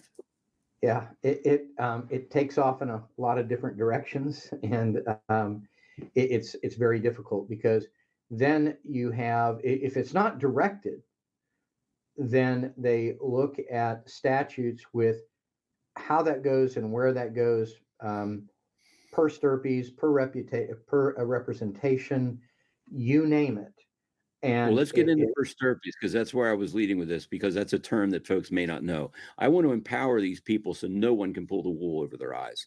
First stirpes means that in the event your child predeceases you, their share goes to their children. But then the problem is at what age?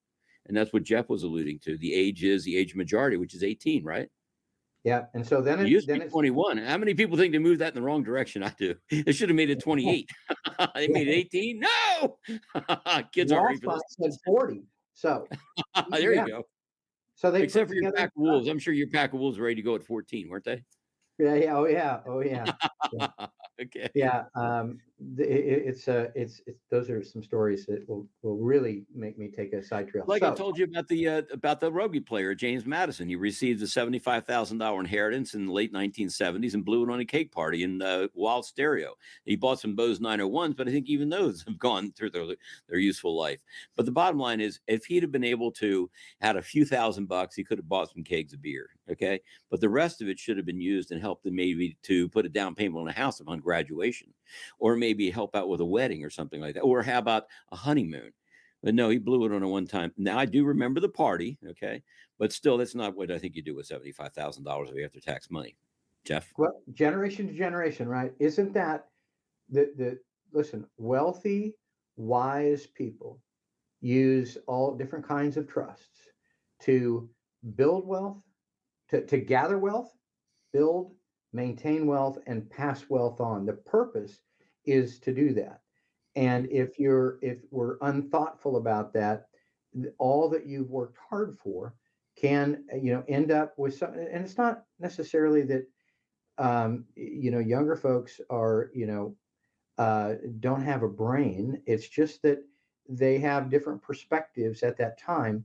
And we all have grown into thoughtful people going, oh, I wished I would have held on to that money, or I wished I wouldn't have gotten debt, or I wished I would have done something wiser with that, because now I'm married. Now this money is sitting over there. It's time for us to expand our home or remodel our home. And that could have been there for them. We want to teach them how to fish. We don't want to just throw them a fish that will feed them for a party, but we want to teach them and encourage them to become wise estate planners, like you're learning to become a wise estate planner. Well, you must be a great granddad to your grandchildren. The values you're espousing, Jeff, are noteworthy. We got a real winner here. Powers of attorney. Let's talk about general powers of attorney. It ends in incapacity, durable powers of attorney. Let's talk about this. This is what happens, folks, when you use a will-based estate plan, because powers of attorney are typically not needed inside a revocable living trust, right, Jeff? That is correct. So with powers of attorney, and I do include them in the estate plan, but I mean, once you passed away, the powers of attorney don't speak. Okay, that's just during your lifetime. You can say, if I become incapacitated, or maybe I'm traveling, and I need somebody to execute documents or to care for someone or to go down to the bank and do something for me. I actually also teach. I teach incarcerated men business.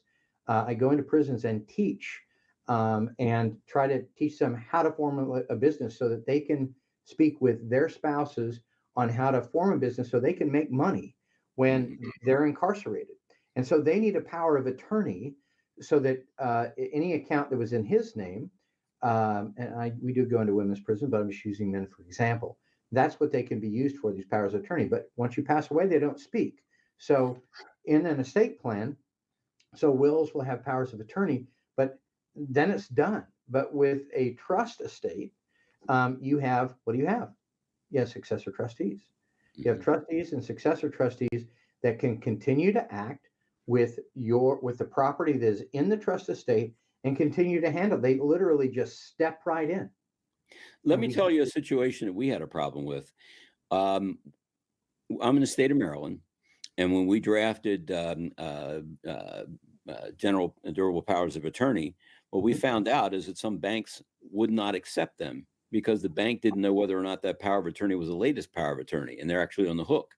So let's suppose that Jeff is my best friend, and Jeff is my power of attorney. And God forbid something happens in our relationship, and I decide to change it from Jeff to Bill. But Jeff decides to go back to the bank that's holding my assets and presents the power of attorney. How does the bank know that the power of attorney has been switched from Jeff to Bill? They don't. So a lot of times what they'll have you do is go out and get a court-ordered guardianship. So the court then has the onus of whether or not they gave your money to the right person, because the bank doesn't know whether or not you struck a new power of attorney from the time you struck the old one, right? And then what happens if they give the money to the wrong person? It's problematic. We got to do the revocable living. If there was an easier way to do it, I'd be telling you about it. I don't want to make life any more complicated. I want to go out and start having fun. Don't you, Jeff? Here, here. And there are so many twists and turns in the estate plan that creating a trust estate absolutely fixes and not just fixes, but allows both during your lifetime and after your lifetime for you to speak. Yes, a will speaks after you die, but a trust continues with successor trustees who are going to continue to maintain it and operate it, surviving spouses and beneficiaries in a way that doesn't take court involvement, doesn't take anybody but the trustees continuing to act and using the professionals that you've hired to help you move through it. Your bankers, your lawyers, and your tax preparers. It's a wonderful thing. Folks, death is an inevitability. It's going to happen. And the possibility of you becoming incapacitated prior to your death, you really don't want someone else having their decisions, your decision made by someone that's not in the family. And I'm telling you, there's a much better way to do it. I mean, we're talking about it right now. I see the numbers are dropping off a little bit here as far as the people that are watching. But anyway, let's continue to plow through this. Of course, you could obviously choose to do nothing. People procrastinate. They're busy, not old enough, don't own enough. They're confused, don't know who to help, who can help, costs too much. Goodness. There are a lot of reasons for people to come up with absolutely doing nothing as far as their estate planning is concerned. But it looks like we lost Jeff here. No, Jeff is gone. Why don't we go ahead and do this? Let's take a break at this point here right now. I'm going to mark where we are because, quite honestly, we're only about a third of the way through the stack of Jeff back now. Sorry, Jeff, back with us? I waved my hand over my mouse pad and lost you. Sorry about that. Oh, okay. All right. We're into this now about an hour and a half, and we're only one third of the way through the slides. Um, I really don't want to rush through this because I think we're covering a lot of important information that probably won't be covered anywhere else. Additionally, this is not real pleasant stuff. So as far as I'm concerned, like when you're going through hell, keep on going. There you let, go. let's, I think we should keep plowing. Jeff, do you have any thoughts on this? No, I'm good to move forward, and I'm also good to look at the options of of moving forward when sort of stopping off and moving forward if we want. I know it can be a little bit of a drink from a fire hose, and we can move forward. Again, sometimes folks drop off. It's just they don't have as much time, and I get that and I understand that. But if we want to have this be something that they can re-listen to and just keep going all the way through it, and they can sort of step back in and get the last half, I'm good with that as well. Okay. Guys, why don't you tell us what you want to do on the comment board on the right-hand side? I would prefer that we plow through this stuff because you guys can always find where you are on the timeline and put a pause there, and we continue. I think since we have Jeff here, if he's going to be can continue to give us some more time so we get through this, I don't see there's any way we're going to be able to finish the whole stack here, not without just glossing over it, and that's not really what I would want to do. Jeff, why don't you take a shot at this question here? We got if I do a revocable living trust, etc. Yeah. So if so, sort of the question is really, is it a good idea to pay for my sons getting those documents? They're both 40. They're married. They have 3 kids. Um, Listen, it's your estate plan. It's not theirs. If I understand the question, it's if I do a revocable living, I wonder if it's a good idea that I offer to pay for my sons to get those documents. So you're going to have yours. But if your question is, should I also step up and have my kids create trusts for their estate? The quick answer to that is absolutely 100%. So you can pour trust estate into trust estate, and they have privacy there. You could have successor trustees in your trust estate and continue to manage them. But at some point, your kids will absolutely benefit from having, because they may want to do something entirely different. So they could create. You're going to have your trust estate, your revocable living trust, and you can actually pour the benefit of your estate into their revocable living trust. My So thoughts on this is that if you don't pay for something, it has no value. So, guys, if you're going to offer to pay for your children's estate plan, it's not going to have any value. They're going to have to see the value in it, and they have to see the value in it from you. You're the one that seeks the value from us, Jeff and I, okay? But they're not here. They're not watching this program right now. You are, okay? You're the one that's going to have to instill the reasons why you do estate planning. You can't push a rope, all right? You have to pull them along, okay? But you have to lead by example. That's what I suggest. Assets titled in your name, probate, house, cars, stock market, goodness, all kinds of things. Again, a big mistake, but sooner or later you're going to pass on. And when you pass on, guess what? Then the courts get involved. We don't want the courts getting involved. We don't want an appraiser coming in your house, rattling through all your stuff, taking pictures and putting in the newspaper. It's not going to happen. Not if we do it right our way. Besides, don't you want the estate planning portfolio? Don't you want this thing done right? See all the tabs in here, folks? See this? This is the way it's done right. Okay. Joint ownership. We talked a little bit about this. Some of the mistakes people have made. There was one woman who wanted the house to go to her daughter. Well, so she put the daughter's name on the deed. Well, the daughter wound up predeceasing, but the daughter's share of the house went into the daughter's estate. And guess who survived the daughter? The husband, right? The son-in-law. Do you think the son-in-law loved the mother-in-law? Nah. So when the son-in-law inherited the property, guess what happened to the house? Mom got kicked out. Another situation, attorney friend of mine, very close, his name was John. John decided to give his daughter a house as a wedding gift, but he gave it to her in her name. He actually gave her the house at that young, tender age. So what does a new house need? Everything, light bulbs, toilet paper, everything, drapes, curtains, holy smokes. Didn't take long, and the credit card bills started racking up. Okay. Well, they got to a point, and the house wasn't quite finished being fitted out yet. So they went to the bank and said, we need more credits. Well, we can do that if you put your husband's name on the house. Oh, they went ahead and did that, and they racked up more credit. Then guess what happened? They wound up getting divorced. Guess who wound up with a house? The son-in-law. Guess where the daughter and the grandson is living? With John. Guess who else is living with John? John's adopted son. Not exactly what he had in mind. So now he gave away a house that was fully paid for to his daughter, and guess who's living in it? The divorced son-in-law. There are better ways to do this, folks. You got to do it the right way. You don't see the problems that we see. You don't have the crystal ball that we've been seeing and looking at for the last 27 and in Jeff's case, 37 years. I think you guys are picking up. The guy's the real deal. Anyway, usually just postpones probate because I die, it goes to Margaret Ann. I mean, what happens when Margaret Ann dies? Goes to the pool boy, because Margaret Ann would decide to get married to the pool boy. Margaret Ann, you going to marry the pool boy? Absolutely not. Okay, she said she's not going to marry the boy. That's my wife. What is your wife going to do? Your wife going to marry the pool boy?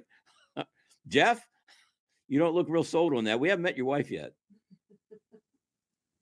Uh-oh, we lost his audio. The poor guy can't even speak up for himself now. His mic is turned off. Yeah, on his end. Hey, Jeff, you got to turn your mic back on. This is Jeff's first time here, folks. It'll be a lot better the second time, believe me. He inadvertently maybe waved his hand over the mouse or something, and the mouse says, uh-oh. Anyway, your mic is turned off there, buddy. Can we turn it back on for him? I'll try. Let me see if I can do it. No, I can't do that either. All right. Jeff, we're not able to hear you. Do you know sign language? There we go. There we go. Hey, we got it. Okay. Sign language did it. Okay. So Perfect. Joint ownership basically forestalls the inevitable because eventually it's not going to happen. Again, by leaving all those assets, wouldn't it be wise in some situations, Jeff, maybe to set up what's called a bypass trust? So the assets of the first decedent goes into a trust for the benefit of the children, maybe of a second marriage or the first marriage, or particular auspices or particular ideas that they have. Folks, everything doesn't have to go to your surviving spouse. Besides, if everything doesn't go to the surviving spouse, and the surviving spouse then goes into a nursing home, do you want the nursing home to take the whole house? No. So we did something called therapeutic divorces, Jeff, where basically on paper we divorced a couple so the assets wouldn't be used for Medicaid spend down. We also did something called therapeutic adoptions, where we could have assets inherited by someone that's not a lineal descendant without having to pay the 10% marital inheritance tax. But we had a lot of fun. Could I give them as a Christmas present? Yes, you can. You certainly can do that. Absolutely. Jeff, you want to add anything on joint losing control with regards to joint ownership? No, I think it's just they're the scenarios. First, here's the scenario you don't want: that your assets go, the bounty of what you built go to someone you don't intend. And that becomes the problem. With the trust estate, you are handling all of that. Got a question here. Hi, as I understand, in the near future, we'll be going to constitutional law. How different will this be from maritime law? What we're talking about here is contract law. Good question. I don't want to get into that kind of stuff because there are some people that are still sound asleep in that regard. You guys are awake, but not all of you are at the head of the class. So there's some of you in the back of the class, and I don't want to ostracize those people or bring up things that they're not entirely. The sponge is completely dry. We got to have the sponge a little bit wet before it'll soak up water, right, Jeff? So if you got a dry sponge in the back of the class, I think somebody else is going to have to wet that guy's sponge a little bit before we're able to lay all the wisdom on him.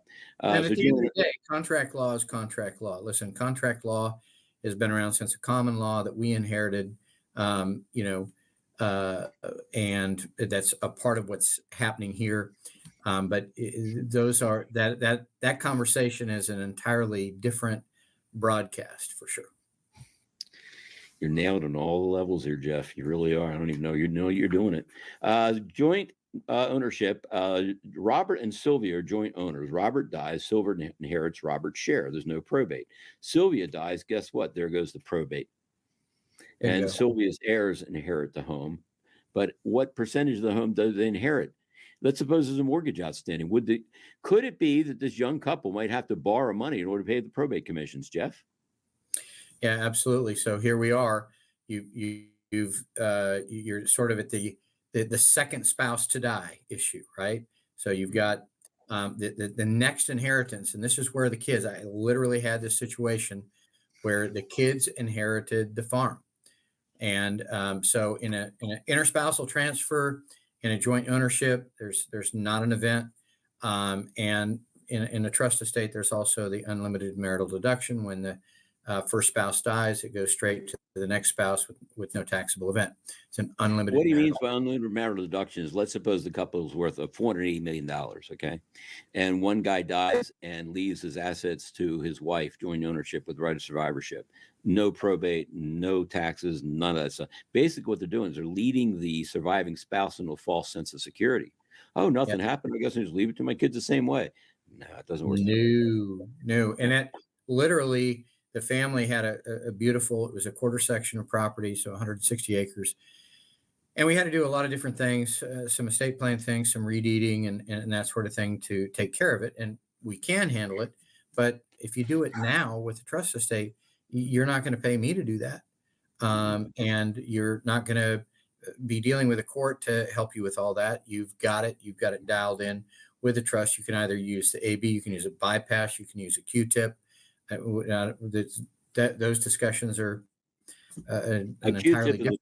Is a qualified terminal interest in property trust, folks. Some of the Jeff is not throwing these terms out to confuse you. It's just the vernacular of our industry. I just want to make sure when these terms do come up that you're taken care of. Jeff, you're looking a little peaked here, my friend. I think that we should take a break for you, because going an hour and 45 minutes on your first shot, I think we should give you a break. What do you guys think? And I'd rather not do this any further without Jeff. I think, Jeff, let's see, you want to take like a 2-hour break and get back at this and say, what do you think, Margaret Ann? You want to try and get back at this, say at 4:00? Because we're at best, we're halfway through. And I think Jeff needs to get a sandwich and a cup of coffee and go run around the block a couple of times. Jeff, how you feeling, buddy? Actually, I feel fine. If you want to keep going, we can keep going. All right, good enough. I am fine. We have a question there, about professional trustees. Do you want to address that one? Yeah.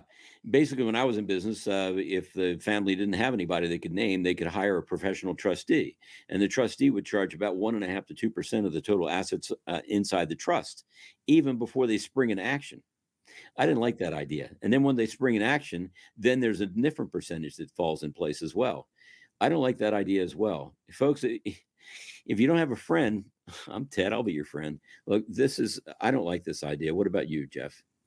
Yeah. So financial is one thing, but people who are motivated professionally to get fees for what they do want to make fees.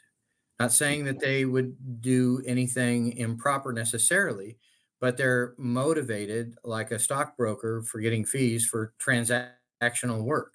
And that may not always fit with what you want them to be doing with your assets. So they'll be motivated by fees versus being motivated by, hey, Jeff appointed me to be a trustee of the estate, and I just want to do what his wishes are, even if it's not compensated. And by the way, most trusts allow for trustees to be compensated in some way, and they can do that responsibly. Let's talk about compensation for trustees, because if a trustee is actually going to be a beneficiary, is it a good idea for a trustee to receive taxable compensation, or might it be better off simply to allow the trustee to invade some of the corpus in another way, so the taxes are not reported and the government doesn't wind up getting their fingers inside of your assets? What do you think of that idea, Jeff? I like the idea for two reasons. And you're right. That compensation does become, 1040 income.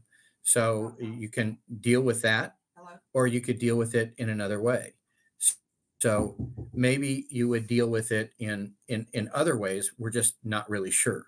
So, hi. You want me to come back? Yes, please come back. Thank you. Yes, sir. Sorry.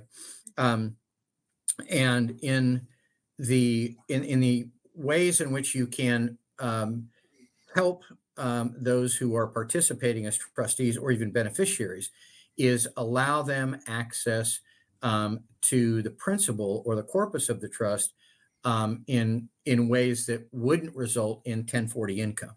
So it's a pretty involved discussion, but yes. But see, this isn't a discussion you guys have to have. I mean, let's suppose you're going to get in a brand new Mercedes, V12 Mercedes, okay? Do you need to know how everything works in order to be able to put the key in the ignition, turn it, and go? No.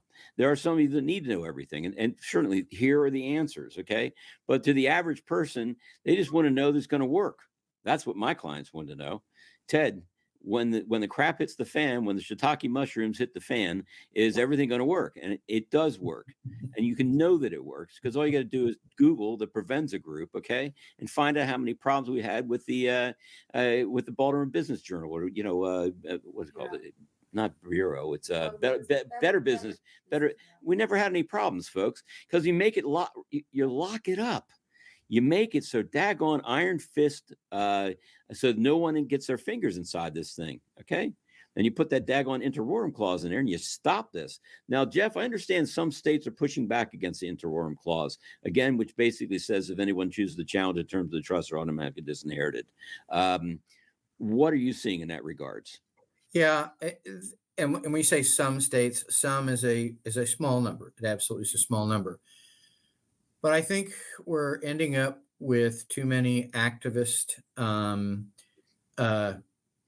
folks sitting on the bench, and that's sort of another different comment for me as a lawyer. I get really frustrated with that. This is what we're saying for our estate plan. This is what we want to have followed. So yes, that can happen. I would continue to, use the clause because that's exactly what we want. And most of the time, we're able to push back with those. They're chipping away at the exceptions, but continue to use them. Absolutely. Anybody who contests are going to be disinherited. Here's what they try to do. They try to spend you out of the estate. Exactly. They try to spend you into a settlement. Yep. I know I'm not going to get anything, but I'm going to keep fighting until you're tired of paying me. So you hire an attorney on the opposite side on the contingency basis, and he fires out letters ad infinitum. And if one of the letters strikes a particular chord and you guys win, then the attorney will get 40% of what it is you shouldn't have gotten in the first place. No, we lock all this stuff up. We're not going to allow this kind of stuff to happen. I didn't allow it in my office then. I'm not going to allow it now. Where I had people that were pushed in a wheelchair and somebody tried to take their hand and make them sign on a piece of paper. It's clear they didn't have any idea what was going on. Oh. That's theft. Yes, yes, it is. Kind of stuff. Nope. So Robert and Sylvia are joint owners of a property. Robert dies. Sylvia inherits Robert's share. There's no probate. Sylvia dies at probate. Sylvia's heirs inherit the home. Let's suppose it's a second marriage. What happens to the children of the first marriage? Now, look, this is an anomaly. I don't know whether or not your situation is going to happen like this, but why don't we put things in place so that in the event this does happen between now and the time you die? I mean, because right now you're competent. You are, right? Hey, hello. No, because you have to be competent in order to be able to strike a revocable living trust, right? Yeah, absolutely. So now Sylvia and John are joint owners. Sylvia marries John. Sylvia dies. John inherits Sylvia's share. John dies. John's family inherits. What happened to Bill, the original marriage? What happened? Robert. The original husband. Yeah. How about that? Those ladies, you got to watch out. They seem to like the pool boys, about 20 some years younger. Other risks of joint hey, just us boys here, right? Other risks of joint ownership, difficult to remove. Oh my Lord. God, yeah. This is bringing back memories. Wow. Yeah. It's real hard to get rid of a co-owner. You can put a co-owner on a piece of paper, right, Jeff? Yeah. Try to get their name off. Tell us about that. It's a little suit for petition. It's expensive. Oh, man. Wow. Jeff, I haven't had a partner in estate planning for 14 years. And I'm feeling as though I'm feeling a warm pair of shoes that are well worn, buddy. This is really good. They are well worn. That's for sure. On both sides. Yeah. You look a little better than I do. Incapacitated or minor co-owner goes into the court, right? Then the court decides. Is this what you want, folks? You want to work your life and then take care of what it is you earned, stack like we're stacking, and then leave it all up to the courts at the very end? No way. No. swing and a miss. Yeah. There was a question, Ted, that came up that was, should we wait until the flip happens? I'll give you the same answer. Why? Why don't we want to speak now during your lifetime? Do you think you'll be more competent in the future or less competent in the future? What do you think, Jeff? I mean, I think we need to strike while the iron is hot, right? Well, while you're asking, by the way, that's a great question. I'm glad you asked that question, but absolutely, there is no time like the present. You're here to get your estate plan dialed in. Listen, we're not guaranteed, but our next breath and our next heartbeat. And when I wake up in the morning, I thank God when I put my feet on the ground, I got another day. Everything else is gravy. And so that's why we do estate plans, because I'm thankful. I have a blessed life. I love my practice of law. I love helping people and serving people with their estate plans. But if they ask me the question, well, should I just wait? I don't know. When you fire up the keys to your car and you leave my office, what's going to happen? Do you know? No, we don't. And that's not to drive money into my pocket. It's just that's good sound advice. Yeah. Do it now, and listen. Whatever happens in the future, we're ready for it with these kind of estate plans. And if we're not, then you know what? You got folks like myself and others who are going to step in and help. But that's my response to should we wait until the flip? Get your estate plan in place and put your assets in there. The trust is going to hold them regardless of what happens with the flip. Mm-hmm. Mm-hmm. Yep. You're not going to be more competent than what you are right now, unless you've been nipping the bottle a little bit too early this morning. Will a TOD transfer on death for a house avoid probate? Jeff? Yes. I mean, yes. So a transfer on death, or sometimes in Texas, they call them a ladybird trust, where the person holding it holds it for their life estate, then it passes to the other person. It automatically transfers. Yes. But again, same story that we just came up with. So that's just one transfer. What about to the next folks and the next folks and the next folks? In banking, it's called a POD account, pay on death. Is that subject to probate? No, it's not. But you can hold certain things, just like insurance proceeds are not subject to probate. POD account, bank account, is not subject to probate, and a transfer on death is not subject to probate. That is true. Again, we don't want to be layering assets on somebody the wrong period of time in their life, like whether they're going through divorce, bankruptcy, or receiving governmental benefits. This is built into the trust document so that if any of these qualifying factors are in play, then their assets are held in a trust for their benefit, managed by the trustee, who then make gifts which do not impact the eligibility for continuation of benefits. Goodness, tax issues, we've gone into that. They could start giving assets away, like the mother the mother and father. Okay, they owned a house. The father died, left it to the mother, and mother had an only daughter. So why don't we just leave the house to my daughter? Well, the daughter and the mother got along well, but the son-in-law and the daughter did not. Well, lo and behold, what happened? Well, the daughter died. So her interest went into their will. So now the son-in-law wound up owning the house, and the mother got kicked out. I don't think that's intention, right? There's no joke that I can come up with that I would even smile at for that, because that's not right. This is not right. It's lazy, and we're not lazy. We took the right actions. We've got the coin of the realm. We didn't pay attention to the junk that's out there right now. Oh, that's right, bars and rounds from third world countries. No, 1933. We didn't. We're not on a silver standard. Not going to be confiscating stuff, because 1 out of 200 homes has any money right now. Okay, so that isn't going to happen.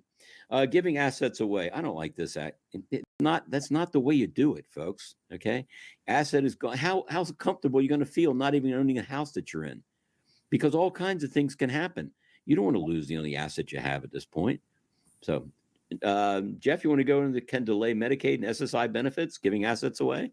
Yeah. So there's look back periods for doing all that. So there's a look back period. They can look at what you have or haven't, transferred in an attempt to, acquire or get certain benefits. And so there's the look back period that's an issue. There is a lack of control issue that you really need to be careful with. Some people, it's not going to be a problem.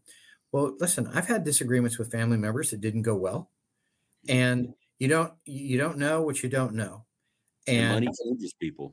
it does change people. And um, we've had experiences in our own family with that. And again, why wouldn't we want to dial it in so you manage your own estate through the trust estate, and you get to have control over it. And not only do you get to have control over it, you get to have control over it during your lifetime, and also as you name successor trustees when you're gone. It's a good thing. Talking away, giving away assets.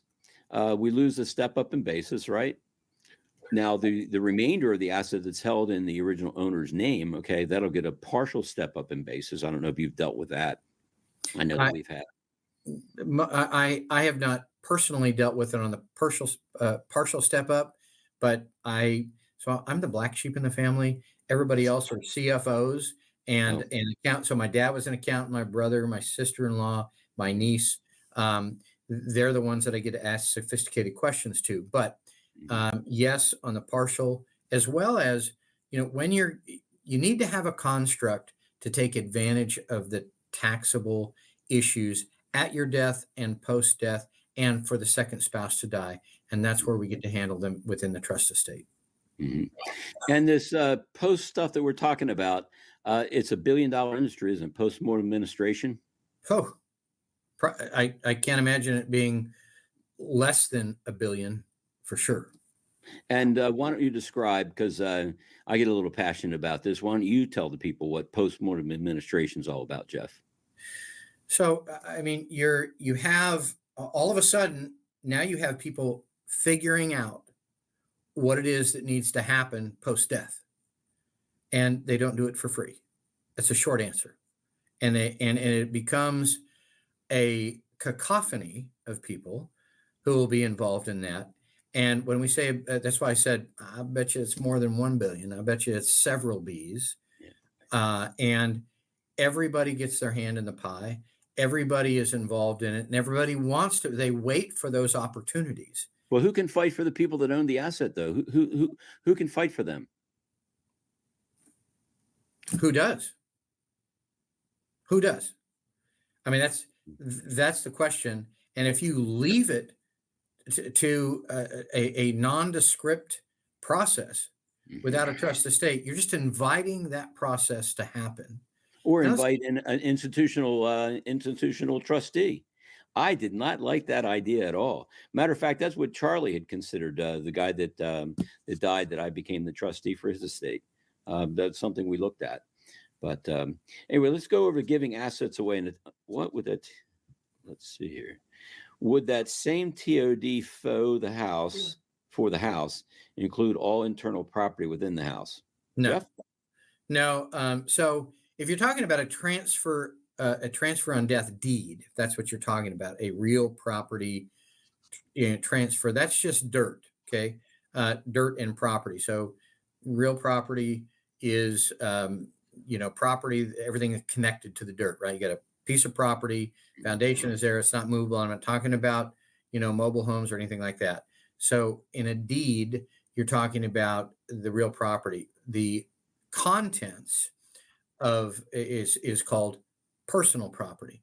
You know what the definition of personal property is in civil code? Most of the time it says everything not real. So everything that is not real property, dirt, and the stuff that's connected to the dirt is real property. So your internal assets are handled in a completely different way. In a trust, you can handle both of them. Mm-hmm. What are the downsides of a trust, Jeff?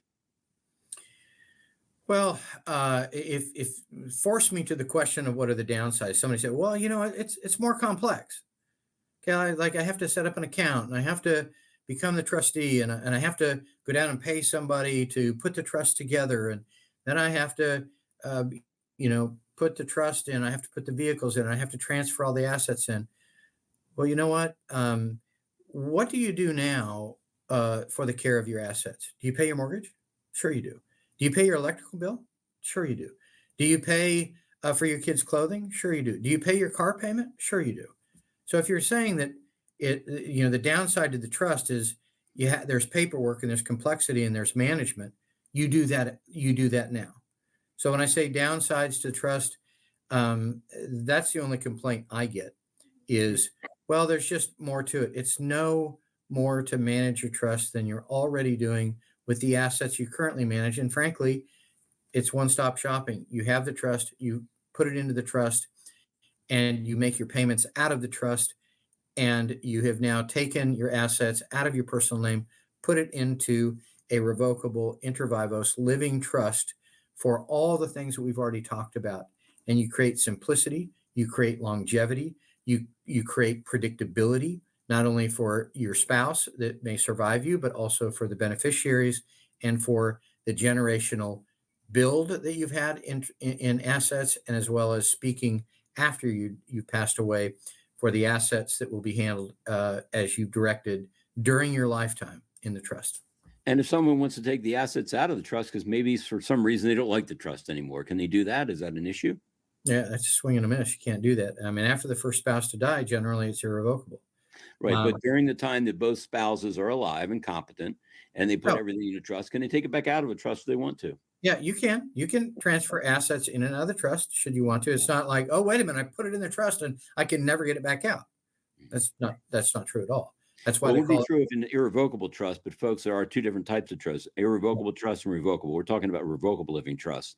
We used irrevocable trust in the past because the unified tax credit was not high enough. But now what's the unified tax credit right now? Like 12 million, 16 million, something crazy like that. With proper estate planning, protect 24 to 32 million, right?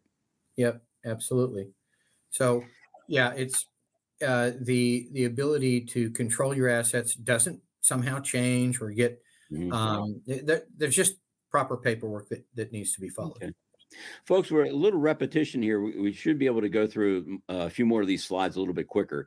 Beneficiary designations, life insurance, retirement plans, bank accounts should transfer to beneficiary without probate, but is it at the right time? We don't know. So these beneficiary designations, you're not planning for something that may happen to the intended beneficiary. Things may happen. Let's suppose that they don't, a divorce happens and the assets wind up going to the son-in-law. And let's suppose the children are going somewhere else. Right. Let's suppose the funds are supposed to be used to take care of those children. And who's going to make the decisions as far as education is concerned? So beneficiary designations, a beneficiary dies before at the same time or incapacitated. Right. Probate. You got the phone or something ringing in your background there. Yeah. There we go. Okay. Sorry about that. That's right. Okay. So beneficiary designations, again, you can still go through probate in the event that one of the beneficiaries is not available. Or again, we talked about layering a whole lot of assets on a beneficiary that is in the throes of divorce, bankruptcy, or receiving governmental benefits. Not a real good idea. And here's what I suggest in that situation is, yes, you can have the beneficiary designation, but as the contingent or secondary beneficiary, name the trust. Good idea. Yep. But hold, if they name the three children as primary beneficiaries and one of the three dies, but the contingent beneficiary is a whole new set, then what happens to the assets of the child that died while it's still underneath the primary beneficiary? Well, then you have whatever it is, you can direct that by your trust document. So if all that happens, okay, I see. Yeah, you can direct. Okay, in the event, the trust is the contingent or secondary beneficiary. Mm-hmm. You can state how you want that to happen rather than having people try to figure it out, or going somewhere where you don't want it to go. Mm-hmm. Yeah, like like an in-law that you don't like too much. BC writes, can trust direct debt accounts to be removed or kept or paid off to maintain assets without a burden to maintain? Folks, what you're basically doing is you're putting the power to make these decisions in the hands of the successor trustee. Yeah. Whatever they feel would be prudent is what you're empowering them to do. So keeping control of your assets with a revocable living trust, it keeps it control while you're alive. It keeps control while when you pass on. It allows your assets to go exactly where you want, naming the people that you want to have. Let's look at this matrix that's come up with as far as wills versus living trusts. Both been used for hundreds of years. Name someone to handle the final affairs. names who you want to receive assets. Yes, in both cases. Avoid probate at death. No, a will does not. It invites probate. It invites people to be disgruntled with what it is they're not being left. Like the lady that found out that Cosby had died, Bill Cosby, and supposedly she had a child by him. That was wrapped up in courts for a long time. Avoids courts. No, it does not. A will is a very cheap way to handle something for people that don't really care what it is they have. But you guys do care. That's why you're hanging in there. We've been going at this now over 2 hours right now. Let's continue plowing through because the slides are getting a little redundant because we've already covered a lot of this information. Changing titles from your name to a living trust avoids probate. Let's go to the next slide there. Okay. What are your thoughts on this slide here, Jeff? Yeah. So when you change title from your name to a living trust, yes, it absolutely avoids probate. Why? Because we are transferring during our lifetime assets into the trust, and in a revocable living trust, they're not subject to probate. That's why we want to do it. And if it's in your personal name versus in a trust, which you've already done, you've already made the transfer. What does a court look at? A probate court looks at transfers after your death. In a trust estate, you've already done it, and that's how you avoid the probate. That's why we transfer it into the trust. A trust allows you to keep control. You can buy and sell assets just as you could before. You can change or cancel at any point in time, and it contains your written instructions. I think this is what we want to do, isn't it, Jeff? Exactly. You get to direct during your lifetime assets in and out of the trust, and after your lifetime, you get to direct it through directions you may give to your trustee, as you said. Putting together a great directive to the trustee, the successor trustee. It's a great tool in that fashion. If you're trying to preserve what you've built and pass it on properly, this is the ticket. And if you're listening to this and you paid attention, you're out of the fiat currency and you're into the coin of the realm. Obviously, you have created multi-generational wealth. This document here will create multi-generational a containment vessel, basically instructions on how your wealth is to be managed. Okay, let's go to the next slide here. Grantor creates and controls the trust. The trustee manages the trust. While you're alive and competent, you manage it. When you can no longer manage it, either death, incapacity, or I stepped in as a attorney, in fact, for a power of attorney because some friends of ours were outside the country and they had a sale on their house. And I went to settlement and acted as their power of attorney. They didn't like that too much because I wanted a new buyer to pay for the oil that was still left in the tank. They said, Ted, you went a little bit too far with that. Turns out the guy that was buying the house was the guy that took care of my car. He worked at a car dealership and I needed a loaner car. I said, I got to get to a settlement. He said, I got to get to a settlement. I said, what time is your settlement? He said, 11 o'clock. I said, my settlement's at 11 o'clock. Well, good luck. Next thing I know, I show up at the settlement. Guess who's there? The service director of the dealership. That's great. That's great. So I decided to mess with him a little bit. I said, hey, we got about a quarter tank of oil in there. It holds 275 gallons of oil currently at $2.85. I think we need to credit another. He didn't like that. Good for you. Yep. Anyway, if you put me on your team, I'm going to fight like hell. And you're going to get 120% of what it is that I have behind me, because I like fighting for the little dog, and Jeff does too, right? Yeah, it's such a great example. Just listen, it's a quarter of a tank of oil, but he's going to benefit from that. And somebody who may be only incentivized by what they get paid for a professional trustee is going, don't worry about that. Well, you have to have quality individuals who are going to look after even a quarter of a tank of heating oil, right? Come on. It's just wise decision making. Well, they actually wound up turning out to be the godparents of Medina or Danielle. Danielle. They were the godparents of Medina? Medina. That's right, Medina. Yeah. We adopted a little child from Kazakhstan, and while we were out of the country, they took care of things, and they kept Danielle because she could not travel with us to Kazakhstan to bring home the adopted sister who was 4 years of age at the time. That's anyway. Awesome. So the successor trustee steps in when it's time. The beneficiaries receive assets. Benefits of corporate trustees. We've already hammered that nail into the ground pretty good, haven't we there, Jeff? Yeah, we really have. Okay. Let's get that one. You control your inheritance. Look, do you want to layer all the money on a beneficiary at one time? Because the average inheritance is about $120,000 and it's gone in less than 9 months. So you want to dump it all on them at one time? Why don't you do installments? But when you do the installments, you need to be removing the income that's inside the trust, the estate trust. Okay, they become irrevocable at your death, because estate taxes are compressed very heavily. You hit the top estate tax, top income tax bracket in the states at like $12,000 in income. Do you know those numbers off the top of your head, Jeff? Yeah. So are we talking about the top federal income rate is like 39.6? Is that what you're talking about? Correct. Yeah, but it's hit at a very low income tax rate, at low income rate in terms of the irrevocable trust. You follow what I'm saying? Oh yeah, yeah. I don't recall those numbers, but yes, I do recall that. Yeah. Okay. Anyway, you're going to get hit. You just promise you that you're going to get hit.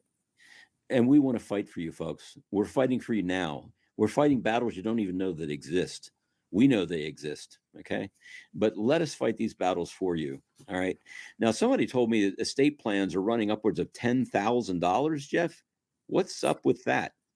Well, listen, I can tell you, it really depends on what it is that you're putting together. If you've gathered a number of assets in a trust estate, that would be highly unusual. So to say most estate plans are running $10,000 would be, I think that would be inaccurate. Maybe these are the ones that invite you to a steak dinner at Ruth's Chris Steakhouse or something. You got these costs. These attorneys are spending outrageous amounts of money to get you in the door. And it could be. Listen, I can tell you that depending on what they're promising, I've heard estate plans that dwarf $10,000, but they're very sophisticated estate plans. And you may have a sophisticated estate plan, but even more reason, listen, for the most part, you do a sophisticated estate plan, and I do some with both revocable and irrevocable trust that can run $30,000, $40,000, $50,000. But do you know that their tax exposure, their ability to defer, their estate plan is paid probably twice over at the end of the year when we're doing that level of estate planning and deferring taxes through estate planning. So, yeah. Well, I had a CPA in my office. I did most of the tax planning and then laid out the plan to the CPA, and the CPA did the 706s, 709s, estate tax returns and gift tax returns, what we're talking about. Would it be ideal for the living being to file their certificate of trust into probate? While Jeff, you want to take a shot at this one? Yeah, it's a really interesting question. And I get the idea, but so would it be ideal for the living being, the person who's put their estate plan together, to file their certificate of trust into probate already while they're competent to totally eliminate any question as to the validity after incapacitation? Wow, you're being super thoughtful. I love that. But no, we would never do that. And why? Mm-hmm. Because we want to have an entirely private estate. And should anybody challenge it, listen, the courts, first of all, wouldn't take the filing of the certificate of trust without something happening, your death or incapacity anyway. And I wouldn't want to invite the court to be involved in my trust estate anyway. So again, I really understand the import of it, but we would never do that. We would just have our trustees move forward with the trust due to incapacitation. They simply step in. Somebody could challenge it, but I mean, if somebody's declared incompetent or they die, I mean, that is what it is. The trustee steps in. Now, in trust administration, somebody could file a petition to challenge trust administration, and those are the people that are standing by, looking for a reason to try to get into a trust estate. But it's very difficult to do. There's all kind of provisions that prevent this kind of stuff, including there's many clauses that prevent this, but there are people that are looking to do that. The last thing we want to do is file a certificate of trust in a court for all the public to see, to say, oh, I'm going to keep my eye on that. We would never want to do that. We want to keep all this confidential and private. Yep. Yep. Do we need to review the trust to have accurate and up-to-date information in it? What we did, Jeff, was we sent out correspondence whenever there was a change in the law that required a modification to the trust. Okay. When you did this, did you do what's called a restatement, or did you just make a minor modification? How did you deal with little modifications that were needed as laws changed? Yeah. Restated and amended. It generally is a 1 or 2 page document. It says the trust is effective as of the date of execution. However, for the purposes of section 1.5 and 3.6 or whatever, those are changes to reflect a new change in the law that now says X, everything else remains the same. Yes. The name of my trust is called the Provenza Family Living Trust, and it has in fact been restated and has a date of the restatement. And that's how we know that it's the most up to date. But over a period of time, because I'm 66 right now, we set this up with about maybe 42, 43 years of age, and things have changed. But the addition of children were actually already inside the trust document. There you have it. Let's suppose you adopt a child, you have a child. Let's suppose you have a grandchild. Let's suppose you have a grandchild that has special needs.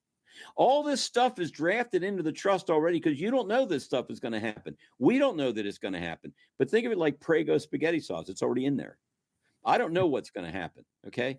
But the thing is that I'm not going to be caught with my pants down. Absolutely. The tide is not going to go out on me and see me naked on a beach. That's not going to happen. That'd be a terrible thought anyway.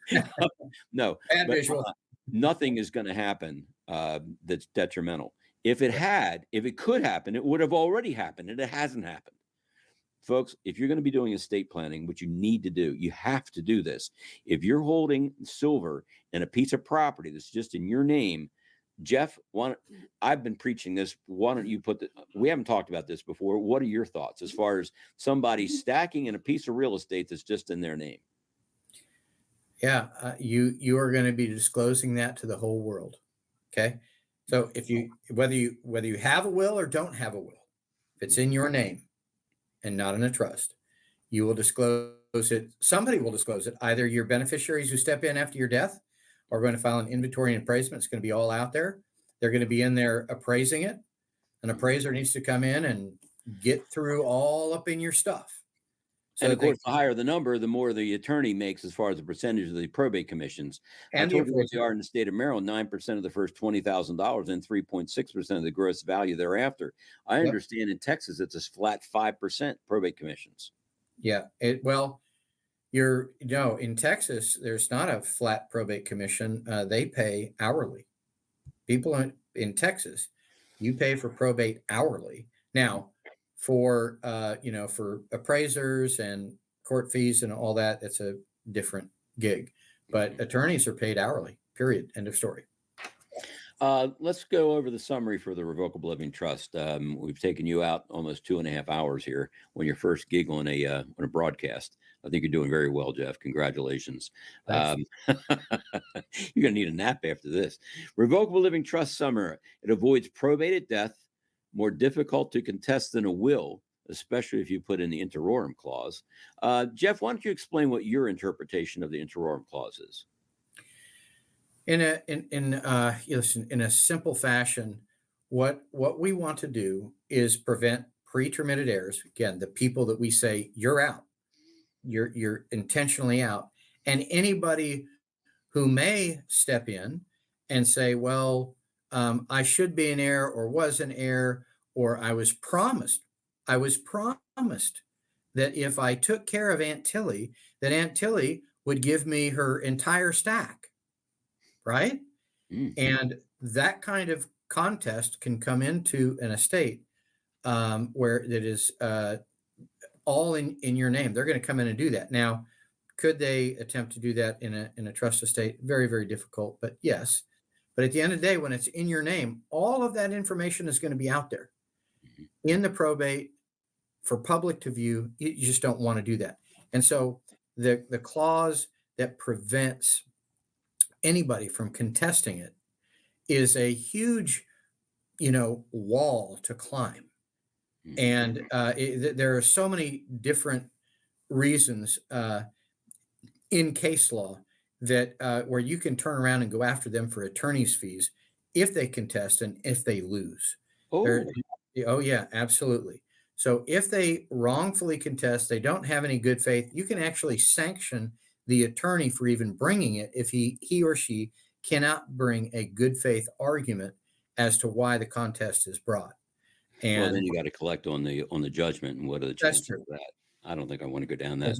There's a great Is it recommended we use an estate attorney located in our state of residence?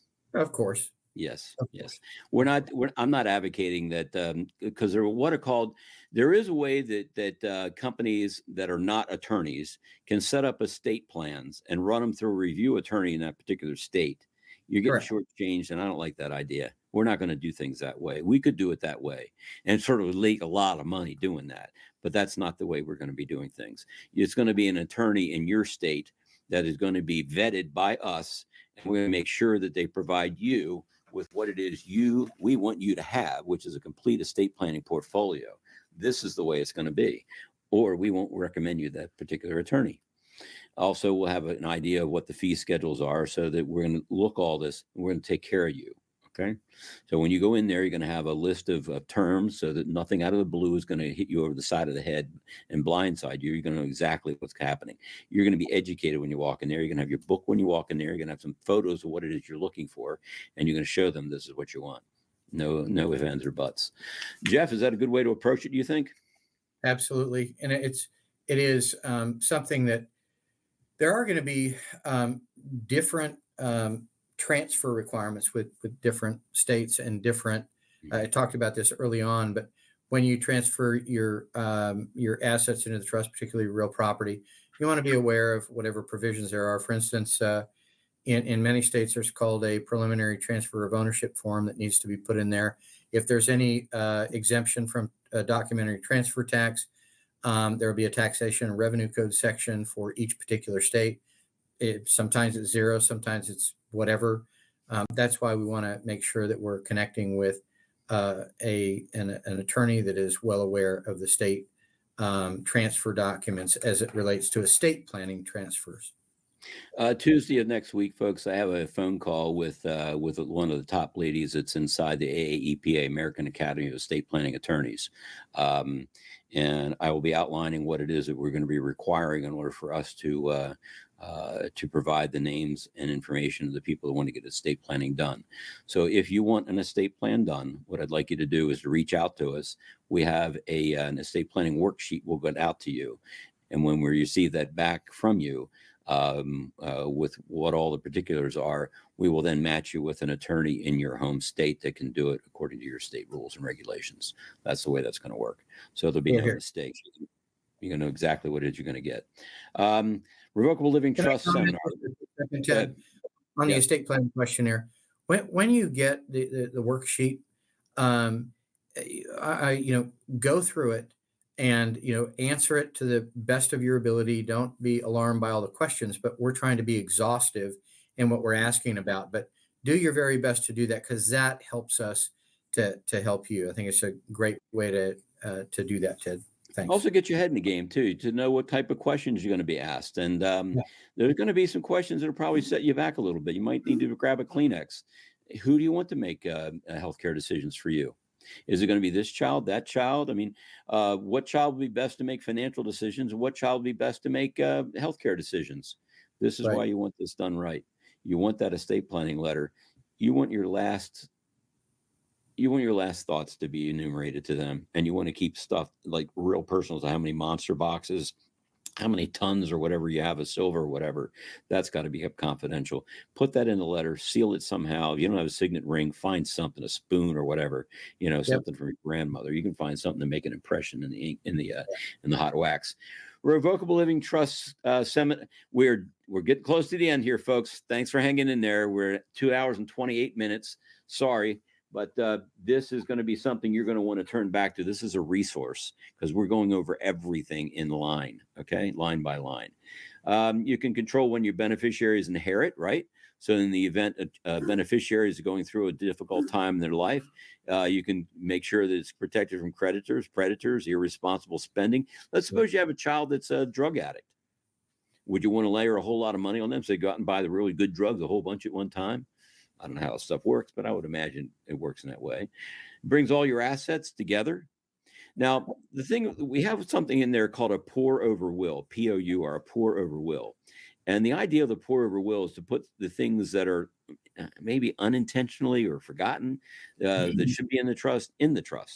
It may be 10, 15, 20 years before you actually die or something happens. Right. But again, we did this. I mean, between us, Jeff's 37 years, I'm 27.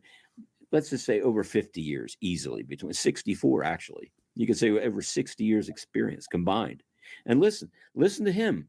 Listen to what he's saying. And listen to what I'm saying. They're two different perspectives, but you know what? It's the same thing we're saying. Now, Jeff, you were out of California and Texas. Is that right? That is correct. And I'm out of Maryland. And what we're talking about is the same pretty much across the country, right? It is. It really is. What do you think about the legal constructs that are up there in Canada? What about in the UK? What about in Australia? Aren't the legal constructs the same? They really largely are. And do they take different routes? Do they maybe utilize different terminology? Yes. And are there different impacts? Sure. But this is why wherever you are, you want to get your game plan together to protect what you've built and to properly pass it on so that you get to correct it now. And why not do it right? Put in a 3-ring binder. Everything's in here. Prego, it's in here. Okay. And the way we got there is here. Okay. You got 2 here. Okay. You got 2 here from here. This is what your children need to do too. Okay. Only they're going to have the highlighted copy and they're going to have your handwriting in there. That's so good. Teach your kids how to fish. Don't just throw them fish. When you just throw them fish, they eat for a day. You teach them how to fish, they know how to plan and process together, and they will bless you when you're gone. Grandpa Ted, Grandpa Jeff, they took care of things, they took care of us, and they showed us how to do things that were right. And what you've gathered to benefit not just you, but your entire lineage, that's what you need to do. It minimizes emotional stress on your family as well. Oh, gosh. You know, if you haven't told, I'm sort of an emotional guy. I'm a middle child, but you don't want to be layering any more crap on your children and your beneficiaries, and you absolutely have to. Okay, it's going to be tough enough. Now, you may not know all the things that can happen. We do, okay? And if you're smart enough to be stacking, you do not want to own the property in your own name where your stack is. Let's go to the next page. Keep control over medical decisions, living will, advanced directive, HIPAA. Any comments on this, Jeff? Yeah, so you'll have with your documents include, so you'll have your trust, you'll have your pour over will. We talked about that pour over will again. That just says anything that didn't get in the trust goes into the trust. That's huge. But we have directives for your healthcare decisions that will go with that. It's an all expansive estate plan that helps with all kinds of decisions, including your medical decisions. And it's thoughtful. That's why we call it an estate plan, is that it takes care of all these decisions during your lifetime, not inter vivos or vivos, inter vivos, but also, just as Ted said, I deal with clients that I don't know why this wasn't taken care of. I've got a job to do. I've got kids to take care of, and I'm having to handle all this. And it could have been and they're absolutely right. And it's very hard and it's very difficult. And it takes a huge load off of your heirs to have this done well, to have it done right, and to preserve what you've gathered and want to pass on. You don't want it to go places that it shouldn't because of not being responsible with our decisions today. That's really the wisest thing we can do. And it's the most loving and kind thing we can do for our family members. I couldn't agree more. Couldn't agree more. Right now. Is it safe to say a living trust is really all you need? Next slide there, Margaret. Well, the estate plan. So you have a trust, you have the pour of a will, you have the other ancillary documents, um, and living wills and powers of attorney that go with that, and then all the not just the trust document itself, but also all the transfer actions that need to happen to fill the box. Remember, to fill the box. Funding manual. Yep. Our clients are actually given a funding manual and a list of things they need to do, and then we had a secretary would follow up with them, and they developed a relationship with our office. So, Yep. So blended families, second marriage. My goodness, folks, a will isn't going to do it right. It's open for everyone to get in and contest it. It's not a real good way to go. Tax planning, income taxes, final tax returns. We do all that kind of stuff. It's 709, 706s, state taxes. You're going to need somebody to do it. So either you deal with a company that's been doing it for a combined 64 years, or go find somebody else on your own. But if there's a better way to do it, I would have already figured it out. Hope you know that about me by now. And once we sit down with the estate planning questionnaire, well, it'll help us to give you direction, give you guidance on the very specifics of what each estate plan is unique and different. And so we look forward to helping you with those issues. Now, we are not going to send out the estate planning worksheet until you request it. Okay. And I only would like you to request this estate planning worksheet when you're ready for it. Okay. I'd like you to go through and know everything about the estate planning process before we actually get ready to schedule your appointment for you. All right. AB trust, for the persons above ground, below ground. The above ground trust remains occupied and goes by the current Social Security number of the trustor. The B trust then becomes an irrevocable trust, takes on its own tax ID number, EIN number. It's obtained by the IRS. And the assets that go into the B trust are invaluable, meaning that they cannot be changed. So if there's a child that from a second marriage or whatever, and you want to make sure that child receives something, then we set up separate trusts. Jeff, you want to expound on that a little bit? No, that's it. That's the home run. That's exactly how we handle the AB. Good job. Let's go to how AB trust planning works. Let's go to that next slide here. Folks, hang in there. Only 2 more slides after this. I know it's been a long program. The idea was to get through this. I'm going to break this up into probably at least 10 different, what they call them, shorts, okay? And I'll give that to a marketing company. They'll break this up so that people have a shot at being able to learn something from this. I appreciate you guys hanging in there. Please welcome Jeff. Give him a big old Ted head welcome. I want him on our team. I want Jeff on our team. He deserves to be on our team. He's passed the muster here. Let's just leave it at that. Thank you. Thank you, Ted. Estate planning to succession planning absolutely is, folks. Absolutely is succession planning. Okay. And that's what we want to have happen. We want your assets to stay in your family. Okay. Whether it's, we can set it up to take care of a pet. Now, a pet cannot inherit assets. Okay. Now, the pet can be the beneficiary of assets, and then the corpus goes somewhere else, but chattel cannot own chattel. You want to comment on that one, Jeff? Yeah. So chattel is an old school term for personal property.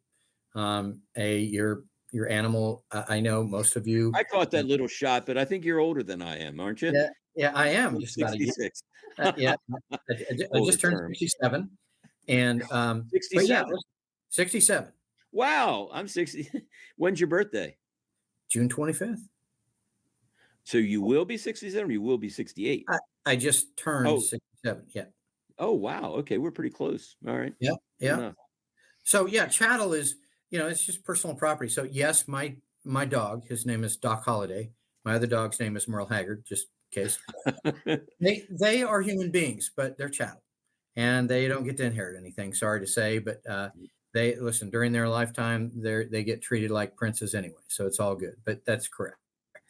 Jeff, after 2 hours and 38 minutes and 12 seconds, would you like to say a couple of? Would you like a couple of minutes to share what's on your heart and where you would like to see this go for the people that are tuning into us? Sure. Let me just tell you, my heart is to help hardworking people My folks were great generation people. My dad was born in 23, my mom in 30. They went through the Depression or parts of the Depression. And I'm still convinced that my mom, who's 94, still washes out her Ziploc bags. Okay. And they did, yeah, it's just crazy, right? But they are that thrifty and they have passed on to us and they've done very well. And that's what we should be doing as well. That's why, listen, I love doing business. I love people to help people grow businesses, create businesses, like creating babies and growing them. It's wonderful. Clearly, I've got 6, but it's what we do with our estate plans as well. Why would we not be very intentional about what we want to do with the assets we've built and grown and want to pass on?